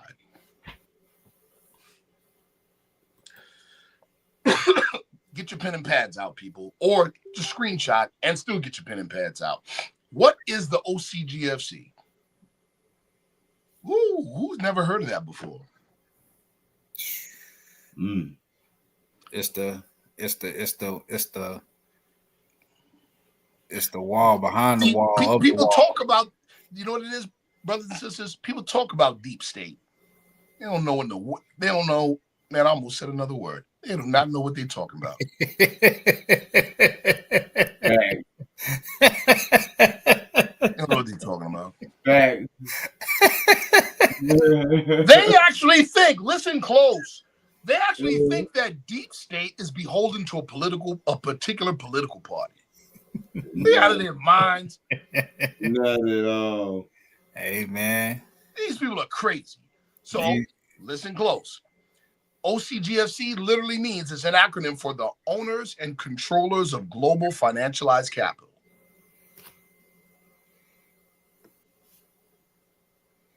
The movers and the shakers.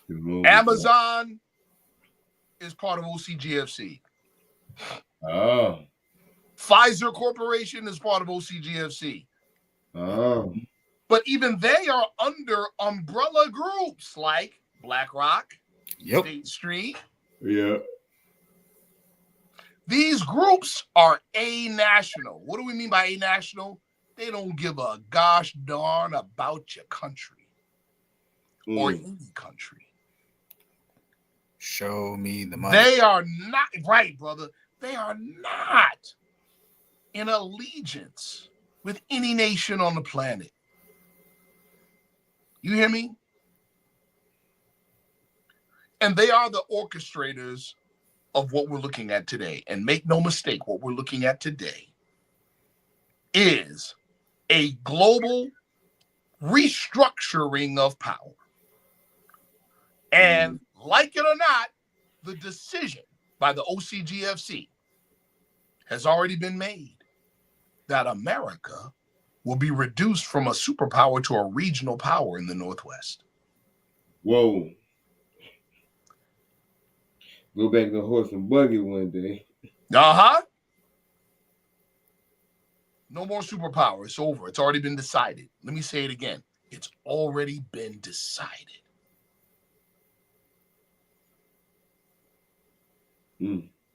That is the truth. Wow. Europe has been economically colonized. That's a decision from the OCGFC. Yeah. You think, let's just look at it. Let's just look at it. Let's say you were a member of the OCGFC and all you care about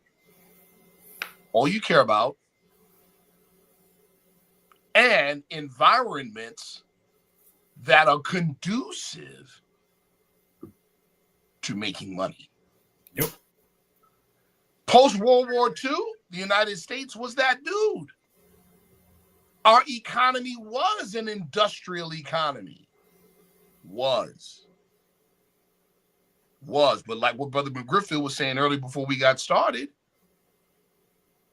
greed, unchecked, allowed the American people to let big corporations outsource labor.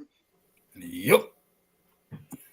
We are no longer an industrial community. We are a consumer market, not an industrial market. We don't produce nothing. The biggest. We are a consumer market, people. Right. Next.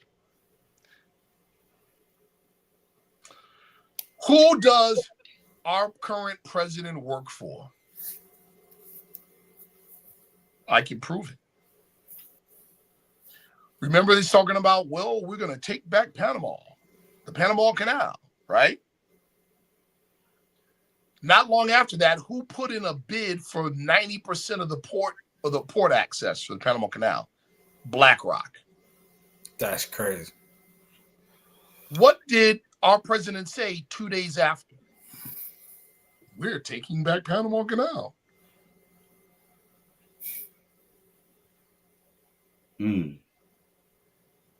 Right. Now, follow me. What did I say? The OCGFC has already determined for America that it will be reduced to a regional power. What do you do? How do you reduce that? How do you do that? You liquidate. You liquidate. Mm. You strip and you dismantle. Mm. And that is going on today. Okay, so I need everybody to understand what I'm about to say, especially when it comes to present-day politics. There is the professed objective, and then there is the intended objective. They're not the same. That's just like a pharmaceutical company that says, we are looking after your health.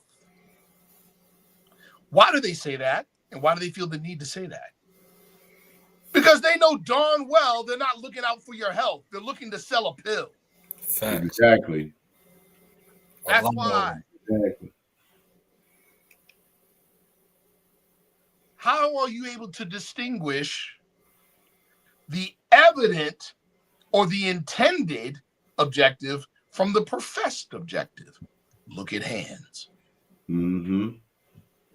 Look at the evidence of your senses. Mm-hmm. Just a week ago, our president was talking super spicy, no mayo about the tariff war with China. Mm-hmm. What's he saying now? Yo, you got to chill, son. He's saying, I'm going to play nice with China now. Yeah. You got to chill, son. And my man over here, count something, you know? But what is happening to the American economy in the meantime? Oh, it's shaking. Listen, what you're looking at, what you are seeing happening to the American economy is the intended result. Mm-hmm. I don't care what they say, because it's either one or two things. It's either the intended result or they have to openly admit they don't know what in the world they're doing. Facts. Pick one. Mm. Neither one is good. Either they know what they're doing or they don't know what they're doing. Mm. Now, which one do you think it is? They don't know what they're doing, bro. No. They know exactly they know what what they're doing. What they're saying, they know what they're doing, but it's they totally don't. different. Get it? What they're saying is totally different. He's saying make America great again. You do, but what is he really doing? He's holding an auction. Facts. The biggest. It's a fire sale, people. The biggest. Mm-hmm. That's it. It's a fire sale. Yeah. Yeah. Why are we not surprised? Because we got a prophet who told us this back in the 20s. That's why. And if you study patterns. There you go. There you go. See, this was going to happen regardless to whomever was in office. Yep. Didn't matter. Yep. It's called divine retribution. But with this guy in office, it's just happening quicker. Yeah. Yep. Everybody, oh my God, do you like that guy? Listen, he's hilarious to me. Yes. He's just doing his job, man. He's just putting on the show. Guess what? Now watch this. The OCGFC has determined the next in terms of global restructuring of power. What has it been for the past 400 years? 200 years? 249 years? It's been the Euro-West exploiting the global South. Mm-hmm. Yep. Right. What is the OCGFC now determined? That the shift in power is going to where? The global South.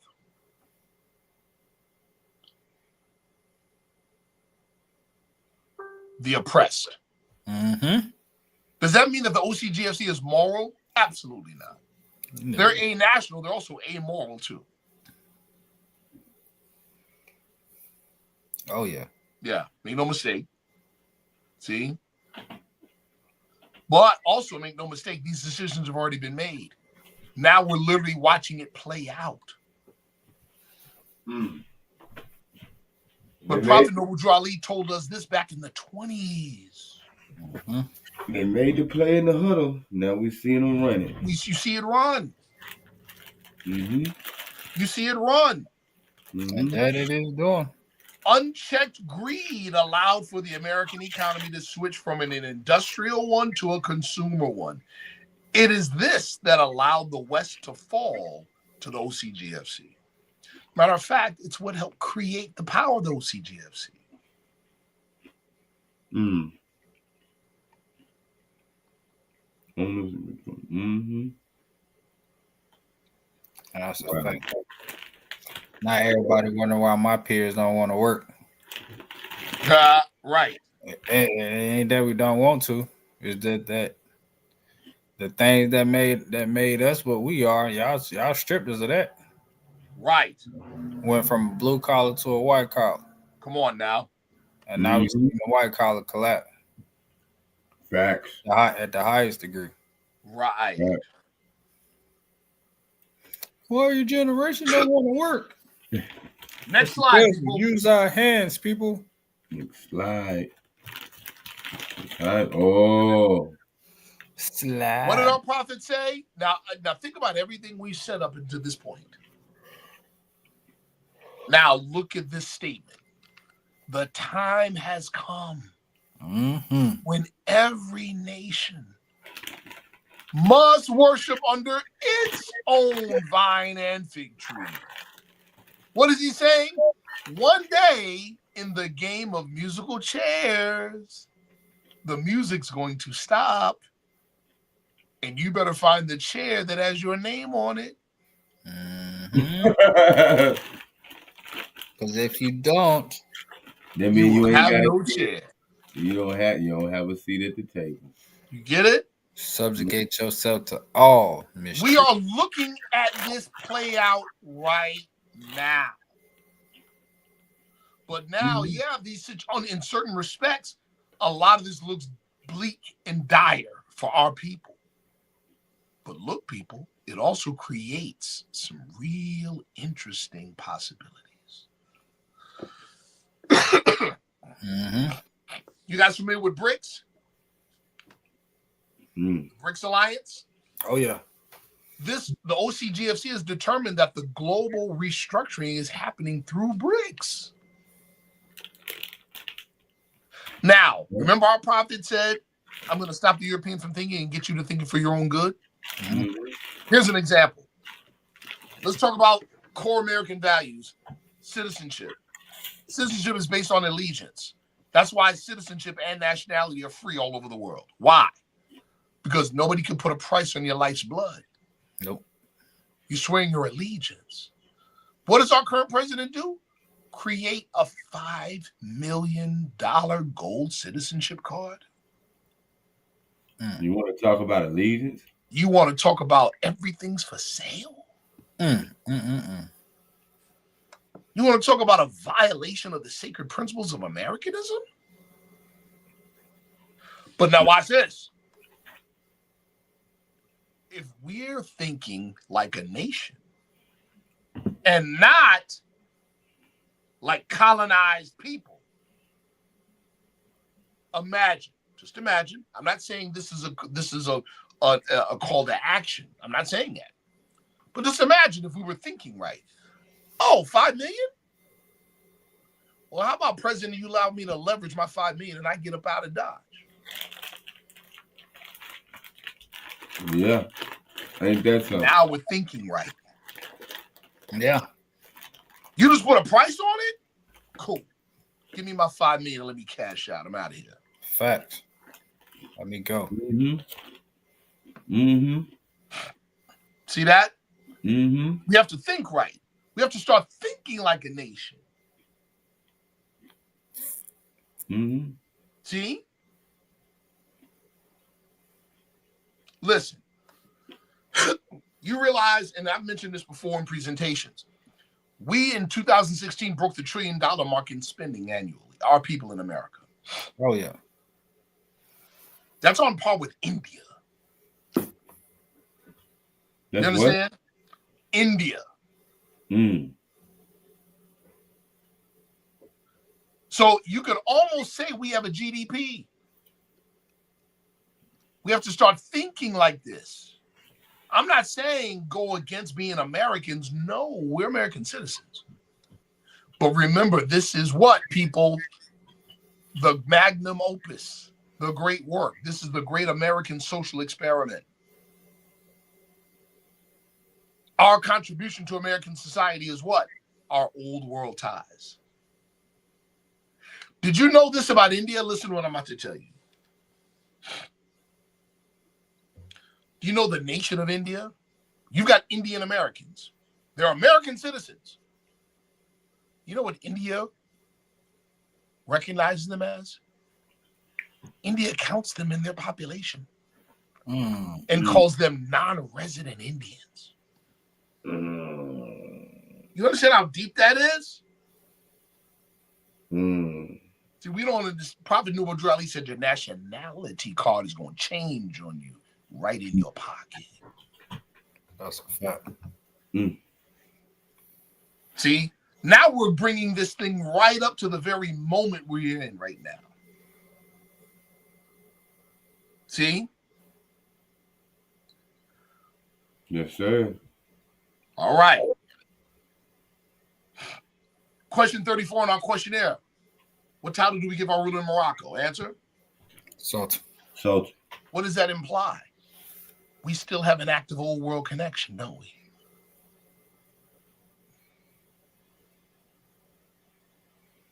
So what are some of the things we need to be doing now? First of all, our thinking.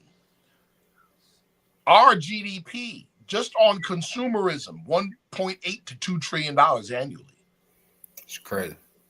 We are a diasporic African nation within a colonized environment. Why do I say colonized? Racism, redlining. See? So those are systemic barriers, but they can work in our favor in certain degrees.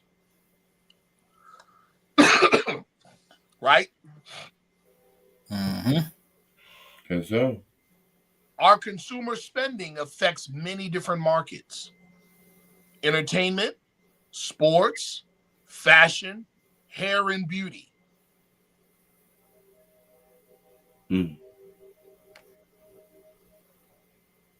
So let's take China. Our spending in America drives entire markets of imports from China. Question: if we drive whole economies with our spending, why are we not at the table with these countries negotiating favorable terms in our favor? That's a good question. Great question. Why are we allowing someone else to negotiate on our behalf, but not in our favor?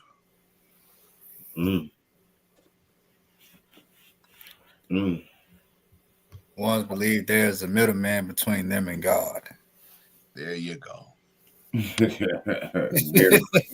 Great. Now, listen to this. In terms of cultural influence, we are a superpower.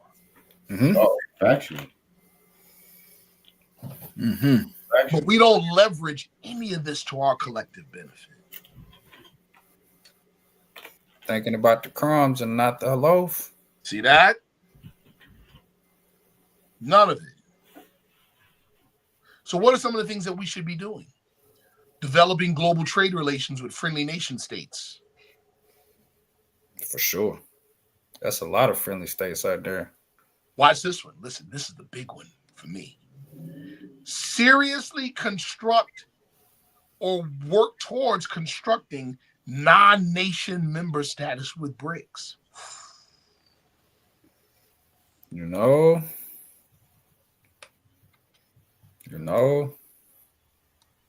I don't see it. I think that'd be great. Because, like, to count back off all this, they got a lot of great thinking people amongst brother. Yeah. How about this? Leverage commoditized. Oh, we talked about that. Leverage commoditized American citizenship value. At the very least, I mean, would you think they'd do it? Of course not. But we could start the conversation because the conversation demonstrates our intelligence. Oh, you want to put a dollar mark on my citizenship? Oh, well, we got X amount of. Hold on. I'm going to show you something, brother. Brother McGriff, you and Sheik 7L are not a part of the Moorish-American Incorporated. No, sir. You're part of another. Okay. Ain't a whole lot of people in it, though, is it? Mm. What if you could leverage 5 million per person, though? Mm. It'd be a whole like I bunch said, of we're thinking wrong. We thinking wrong. Yeah. See my point? Mm-hmm. Mm-hmm. You're thinking wrong. Watch this. Remember what I said about India? Yep.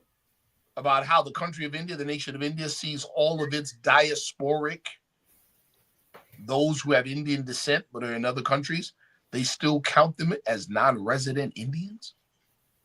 That's tough. What if we petition the Kingdom of Morocco to recognize us?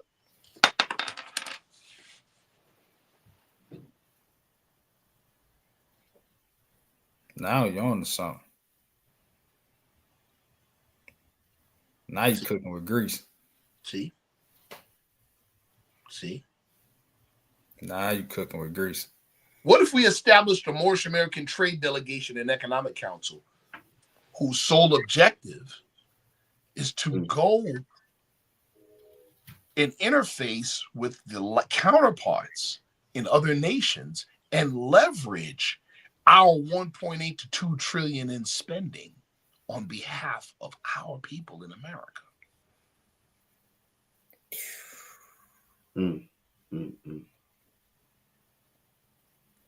And part of that leverage is this. Listen close. Imagine going to Korea, Asiatic hair care products headquarters, and demanding equity in the very companies whose products we buy and the industry we sustain.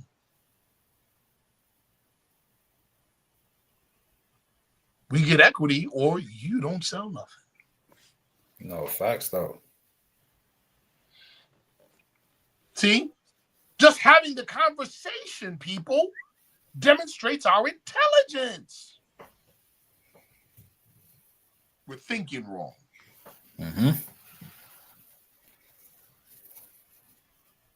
See? Look at the bottom of my slide. Our spending power fuels entire industries, yet we don't control our own trade relationships as major players. We are passive consumers with corporate middlemen negotiating on our behalf, but not our interests. We need to end our collective colonized thinking and think like a nation. Our spending drives massive imports from China and India. We are, in fact, a diaspora nation fully functioning within American society with the potential to function as economic and or political entities within BRICS with ties to our own ancestral nation. Was our prophet a genius or was he a genius? The biggest, the largest. See? And yeah. Yep. I'm not gonna say it, but yeah. You see what I'm saying? Listen. It would be no business, people. Right. Without us. In other words, we're looking at a fluid period of global restructuring of power. When there's fluidity, that means there's less rules. That means you could start to make rules in your favor. And when everything settles, everything's in your favor. Because the rules you made are now the rules. They can happen too. because I mean, with the breakdown, with all these tariffs and you know, the Chinese market pretty much exposing everybody to say, hey, come on, you know, these middlemen have pretty much been slapping you in the face for years. You mean to tell me some Gucci flip flops right? cost 50 cents to make, but you selling for $4.50? Get it? Yo, when I say they strip the emperor's clothes off so fast.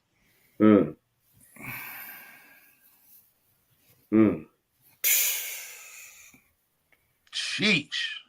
Man. I said, whoa. Yeah. So, you know. All right, last slide. Bamboozled and hoodwinked. Exactly.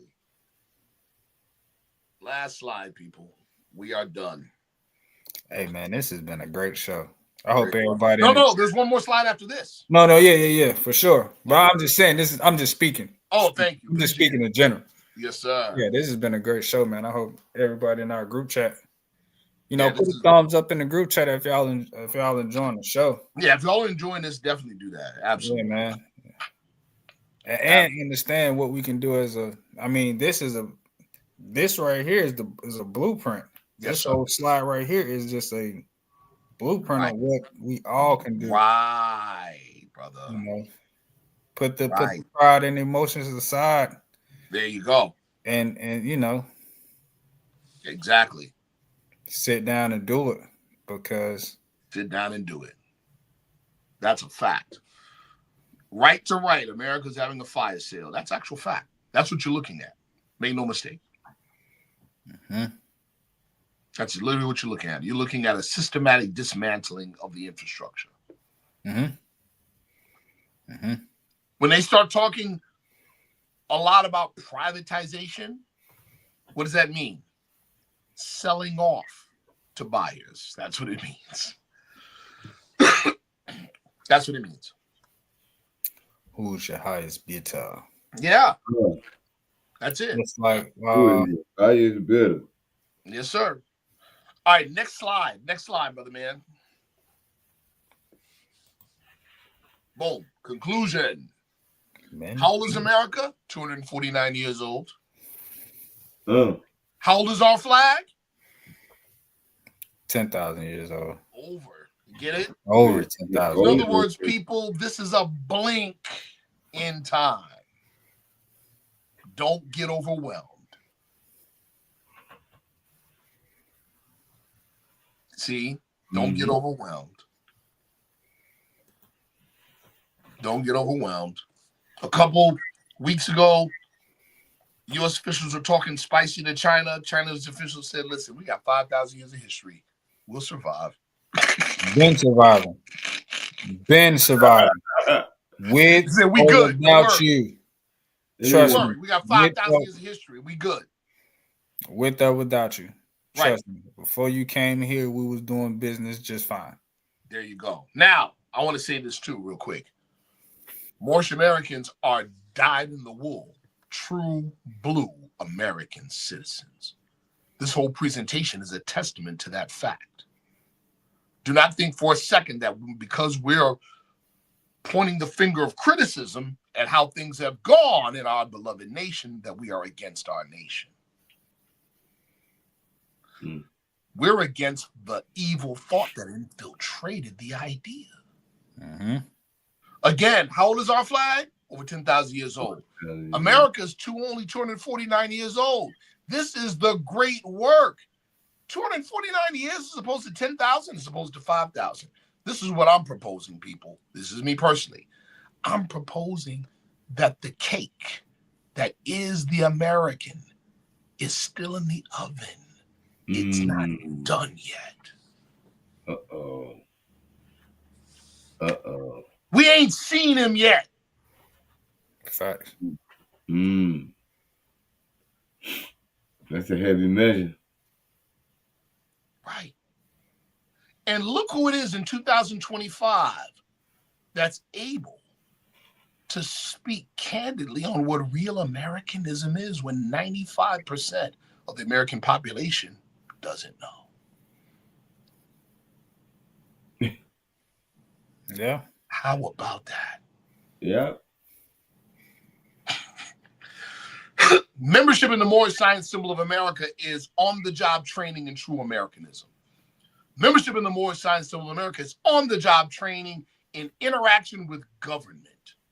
Mm-hmm. It is practical knowledge of government. It is the reset button on true Americanism. It is representative of the finished product of Americanism. Oh. Y'all catch that? Yes, sir. It's the representative of the true American.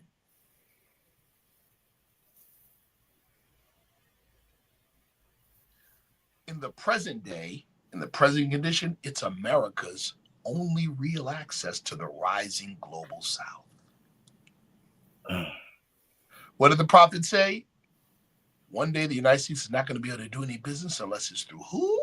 Us. Asiatic. You can't even call it a prophecy anymore. We're looking at it on the screen. Mm-hmm. It's a reality now. Legit. Hey, shout out to Creative. He had said that in our chat on the super chat. I don't know if y'all caught that. Ah, yes. That's right. The wheels of industry will stop, and when they start, it'll be in the Asiatics' favor. And then the last thing, we, the Moorish-Americans, are the preservation of real Americanism. Take it or leave it alone. Honest and gratitude created a balanced universe. Preservation of real Americanism. Actual fact. We are. That's us, people. See? Mm-hmm. This is our time now. It really is. Oh, facts. It really is. Yeah, yes, it really is. See? It really is. That concludes the presentation, people. Yes, sir. Another one, brother. Definitely another one. Yo, there's 52 people in the chat, bro. Let's think podcast is cooking. Yeah, we cook. Hey, you got another super chat from Creator. Let me see. Go ahead and read it, bro. You're right. Actually, it was 1787, brother, creator of the balanced universe. But now, hold on. In 1986, the former U.S. ambassador to Morocco, Mati Jorio, attended a celebration in Washington, D.C. for Prophet Noble Drew Ali's birthday. And he brought greetings and a letter from the King of Morocco. In part, one of the statements in that letter said this: "We await your proposals."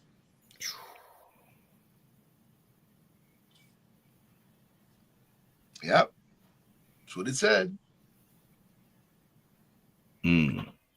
Yes, sir. Yeah, bro. Factual. This is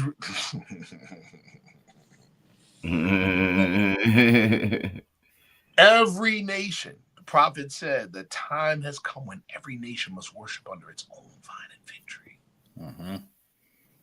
With the what we're witnessing, the systematic dismantling of America, of the United States as we know it. I'm not saying it's going to be the end of the United States. It's the end of the United States as we know it. We're the only ones qualified to hit the reset button, people. Say that. Say that. And say that. The only people that the global South will do business with. You see what? I'm picking up what you're putting down. Yeah. Yes, sir. Again, Prophet Noble Drew Ali was nothing less than exactly what he said he was and is. A prophet. Most definitely a prophet. Most definitely a prophet. Absolutely. Most definitely. Absolutely. Absolutely. Well, brothers, it's late. Yes, it is. And Nah. it's that time. I want to thank everybody in the chat. Everybody in the chat, please do me a favor before we go out. Please hit the like button. Yes. Give me an opportunity to hit the like button for us. You know, run us up right quick. Keep us in the algorithm. Help get this content out to Let me you. tell y'all something. When this particular presentation goes up after we go off the air, give it a week or less, because of the topic. Mm-hmm. Oh, it's going to get some responses. Some of them might not be good, but you know what? All publicity is good publicity. And we want all the smoke. That's right. I like that. Like you should tell them, just make sure they get your good side. That's all that Right. Make sure you get my good side. Yeah. Yeah. Yeah. This is powerful. This is powerful. Powerful. And again, the audience, you all are always still I rise. Listen, brother, Shalom Ak. Yo, talk to my good brother. If you don't know him, talk to my good brother in New York, in Brooklyn, Zion Lex.